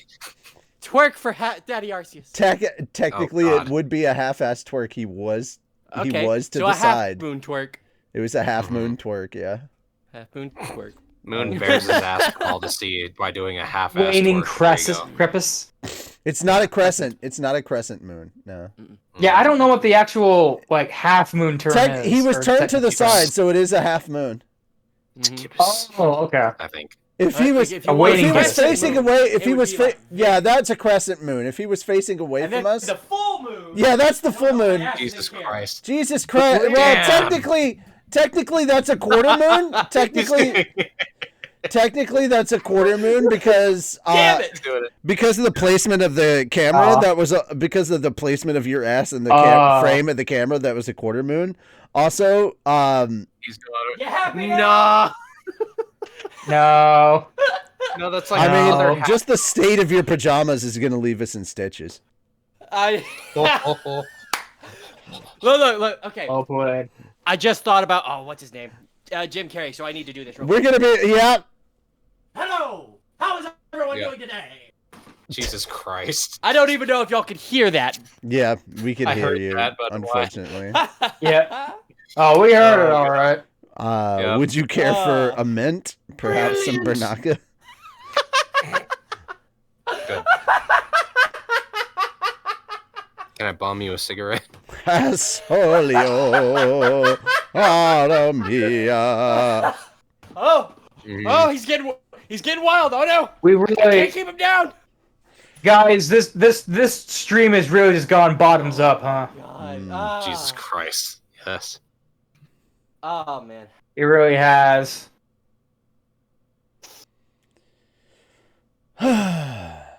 Shem, what is your thoughts on this chapter? I'm just gonna shoehorn right into that.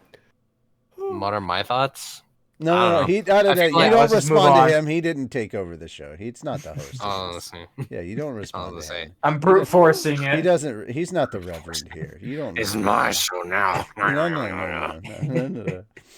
He's not the reverend. He doesn't introduce this shit. He doesn't say, "Ladies and gentlemen of the congregation." Okay.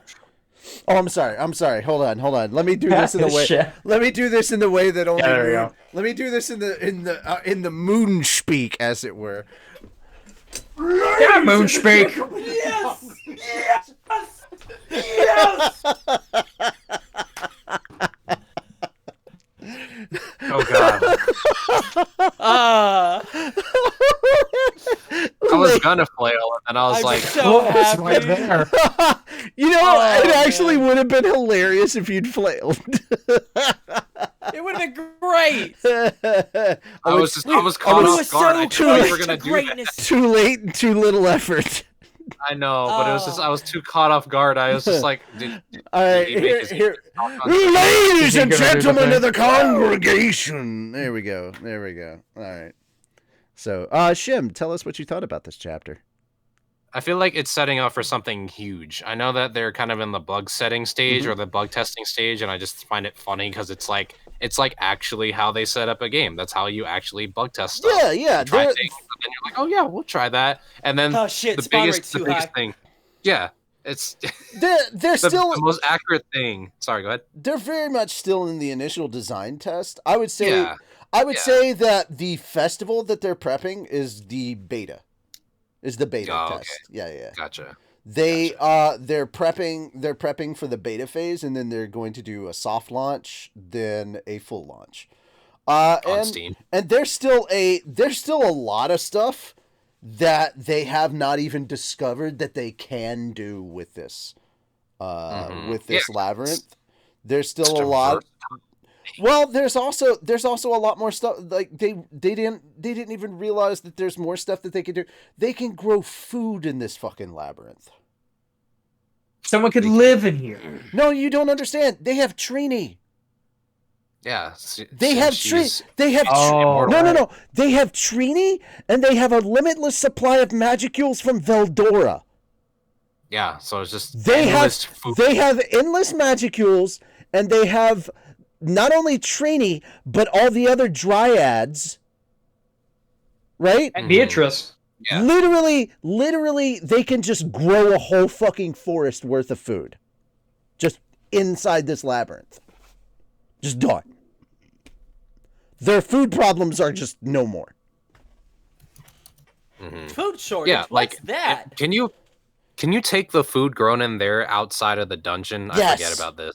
Okay, so yeah, you could just solve the world hunger Yeah. for everyone and tell no This one. shit is so. This But shit is no. so broken. I love that. I got Tell no one. No one. No one. Yep. Solve world But yeah, you hunger. could- Tell Tell no one. No one. So Yeah, Ramirez could totally- basically just solve world hunger. I just- hunger, period. Ah, Am I just That's what I'm eating saying. because I'm Nobody bored? yes. Let's see. I have that date with myself. I can't keep Can't- pushing can't that stop. track. Dinner with my wrestle with my self-loathing. I'm booked. Though if I bump the loathing to 9, I could still get to bed by back It's at still home by read 9. this next chapter. Wander slowly into madness. But what would I wear? Wow. Yeah, I he's so fucking good. love that movie, man. It was so Yeah, good. it's so good. There's so many fun one-liners. What's that? What Yeah. movie is that? Grinch. Jim Carrey is the Jim Grinch. Curry, or Jim Carrey, my bad. Hate. Okay. Loathe entirely. Entirely. He does. I fucking You can tell he love loved that. doing it. He loved had doing so it, much but, like, fun. Yeah. Are we having a But holly yeah, that's Jolly Christmas? Wrongo! I loved. Yeah. What was really funny was he was talking about like the makeup and how long the process was and everything, and then somebody was like, Mhm. "Oh, that's the Grinch," and like he was looking at them without the makeup, and they were like, "No, it's not," and then he did the smile that, without yeah, I the can't- makeup, and it scared the shit out of the child, and he was like, he just walked off like the Grinch. Yeah, he It's is a 100% living the cartoon character. He is. He There are several people straight who up are is. living cartoon characters. Jim and he just Carrey is a It's just living wonderful. cartoon He's character. so It's great. animated. I love him. But Love yeah, him. this going back to that, it's just that's what I think, because it's like, wow, they are not. I know that they're going to I'm get checking there, but Fat it's like, Dog right there's now. If so you do much- not post in general, I'm going to be mad at you. What? Who are you talking about? Anybody. If somebody did The not twerking. post, if somebody had Twerk. post in Fat Dog that I really want that to be clipped, please. and somebody I don't know if you can My clip with twerking needs this. to be shared with all. nobody has posted in general about this. Mhm. Somebody post in Fat Dog. I in tried general. clipping something before, but Not the from clip. Fat Not Dog, the and I clip. couldn't for I whatever wanted reason. somebody to post in general. Oh. Just text. Post that Moon was Moon was twerking for Arceus on Twitch. No, it can't be one of us. It can't be one of us. But Okay. okay. It has Now- to be. It has to be someone from It would be chat. as funny if it's from you. It can't be from us. It can't be from one Yeah, of it's like, us. I think I need to talk to the human resource department about the trauma I experienced from Moon's twerking. That'd be hilarious. That's what I was gonna type in, and he was like, "Nope, it can't be me." In which case, I get to go back to HR and be all like, "That is how I praise my religion. Are you trying to deny that? Well, somebody just type in the text on the Discord, which is what I was talking about, the Fat Dog Discord.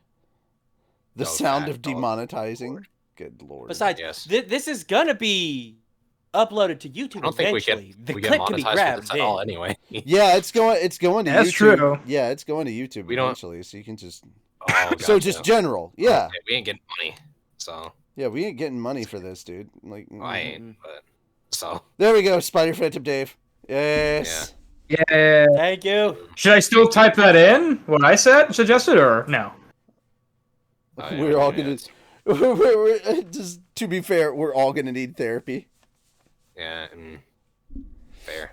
Yeah. Fair. We could So- after they post the initial comment, we Okay. can like make our responses to it, whatever we wanted to do. Okay. But yeah. Mm, But yeah. Go ahead, Shim. Give us your thoughts. I just basically think that they're trying to set up something, and I just think that there's just so much untapped potential with like just basically free universal terraforming, and like you could solve world hunger. You can basically make your own fucking housing. Nobody has to starve anymore. Nobody has to live in like squalor, and like very tiny amount of resources and very small amounts of time wasted between everyone. And what do we? There's just- And what did they use it for? Hey, let's make a dungeon. Hey, for let's a make bunch a of theme park. adventures. Like, Let's make a doofy RPG underground for these people. It's like, all right. I love that. I Right. love what Spider put. I can't believe my eyesight improved after seeing Moon twerk. Moon, you're Like, welcome. I- Me. Arceology fixes so many problems. It seems. Praise See, as Arceus. soon as he starts, What can I What say? can I Yes, say yes, except you're welcome? You're welcome. I just like to think that like when he saw it and like he started twerking, like light came out of his eyes, and he's like, ah, and I was like, he's like, I can see. I can fight. Yeah, he starts like weeping a little, like, Good so beautiful. lord. yeah, it's wonderful. Good Thank you. fucking Thank you. lord. Oh man. Oh, it's Thank you, great. Guys, you You're should be welcome. able to clip these make clips from these streams. I don't know Yes, why sir. you're not able to. Yeah, sir. I would look into that, but I'm no longer in Yeah. charge of all of Twitch, so I don't know what Yes, to sir. tell you. Sorry for interrupting. Go ahead and continue. I was just that's basically it. I just think that there's a lot of untapped potential.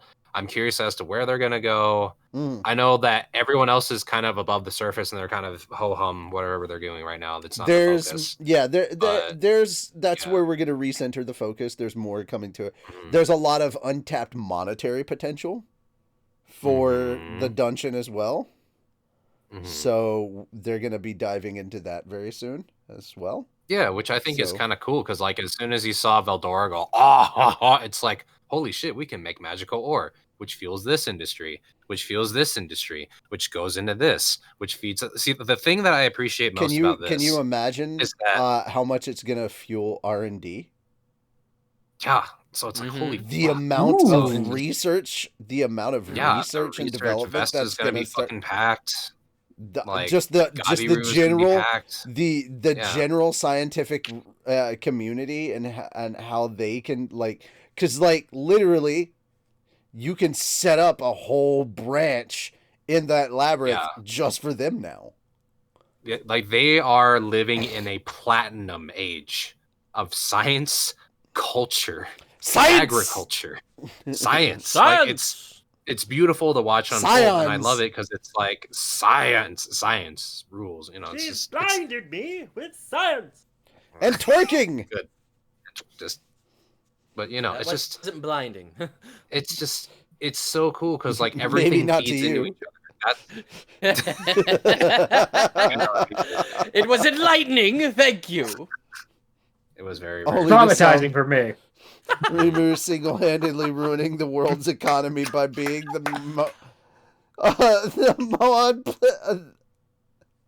by being the what? mob psych. I don't know. Single-handedly ruining the world's economy by being the main place to do shit. I'm assuming he meant to type main The place. moan. The No, moan it's place. the moan place. You know, The you moan go there and place. it's just that good. Moan! Moan. You gotta, sometimes you just gotta moan it out. Alright, the most place to do shit. I love just wish that we had that in real Bitter life. Tempest. Sometimes you just gotta moan it. That's Yeah.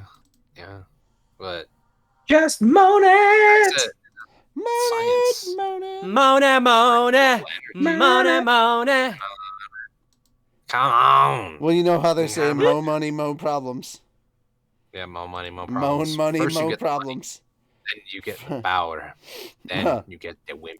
First immortality, then the bitches. The moaning. Oh, I thought you were saying moaning. Alright. Oh no, then the moaning. Yeah. Then the moaning. Yeah, then the. Alright. Mhm. Guys, that's it for us. Thank you so much for coming by and checking Thank us you very out much. as we twerk things out between us. Yes, sir. That having been said, thank you all so much. We'll see you next week as we begin Chapter 4 of the escapades sir. of this volume and begin the end of Volume 8 and make our way towards Volume 9. Don't forget, we have AWA coming up very, very soon. We are going to be setting up our scheduling for that. Well, we've got our schedule. Now we've got to figure out how we're going to set up our panels and all that stuff. So we're going to be putting up our introduction videos very, very soon. And the manner that only we can. I am simultaneously proud of and not proud of the ideas that I had for this. Our announcement videos for AWA are coming out very soon, as Riegard himself is going to challenge, as the founder of the Rimuru Wrestling Federation, is going to challenge the founder of Rimuruism himself to a match at AWA. Oh boy. Anime wrestling Armageddon is what he believes AWA to stand for. Rimuru Mania will go wild at AWA as Riegard will take on Ranga for the RWF title. That is how we're going to Why announce not? that we're going to be at AWA. And That's boy, let me tell you, fantastic. we're actually going to play at the Slime panel a quote-unquote FaceTime from Riegard. Interesting. So here's what I say to that. 1R stands, 1R falls. I fucking hate you for that. I don't. I like Transformers. I hate you for that. Yeah. I don't ever say that again. We can't afford Peter Cullen. So that having been Aw. Why not? said, because he's expensive and we're broke as hell. Not in this Yeah, but economy. he's right here. Hello, everybody. It's me, Yay! Peter Cullen. No, it's not. Hey. Shim is a. Optimus Prime. Or Ignore the Asian behind me. It is me, Peter Cullen. you, I am here to tell you today. Okay. Shim's new Go nickname. to the Cullen. Shim's new nickname. Discount Peter Cullen. Good to know. Discount Peter No Cullen. way, That Prime. is beyond discount, okay? That's like coupon We- from the mail cut So- in half. Terrible. Can we terrible. get Can we get some fan art of Soleil Prime? So No! Now that I've said no, it's happening. What, do we get Soe Wave It, instead? it shall be gone. Chat, get on that. All right. That. That having been said, ladies and gentlemen, thank you so much Yep. for coming by. Internets. Thank you very much. Good Bye, night. everybody.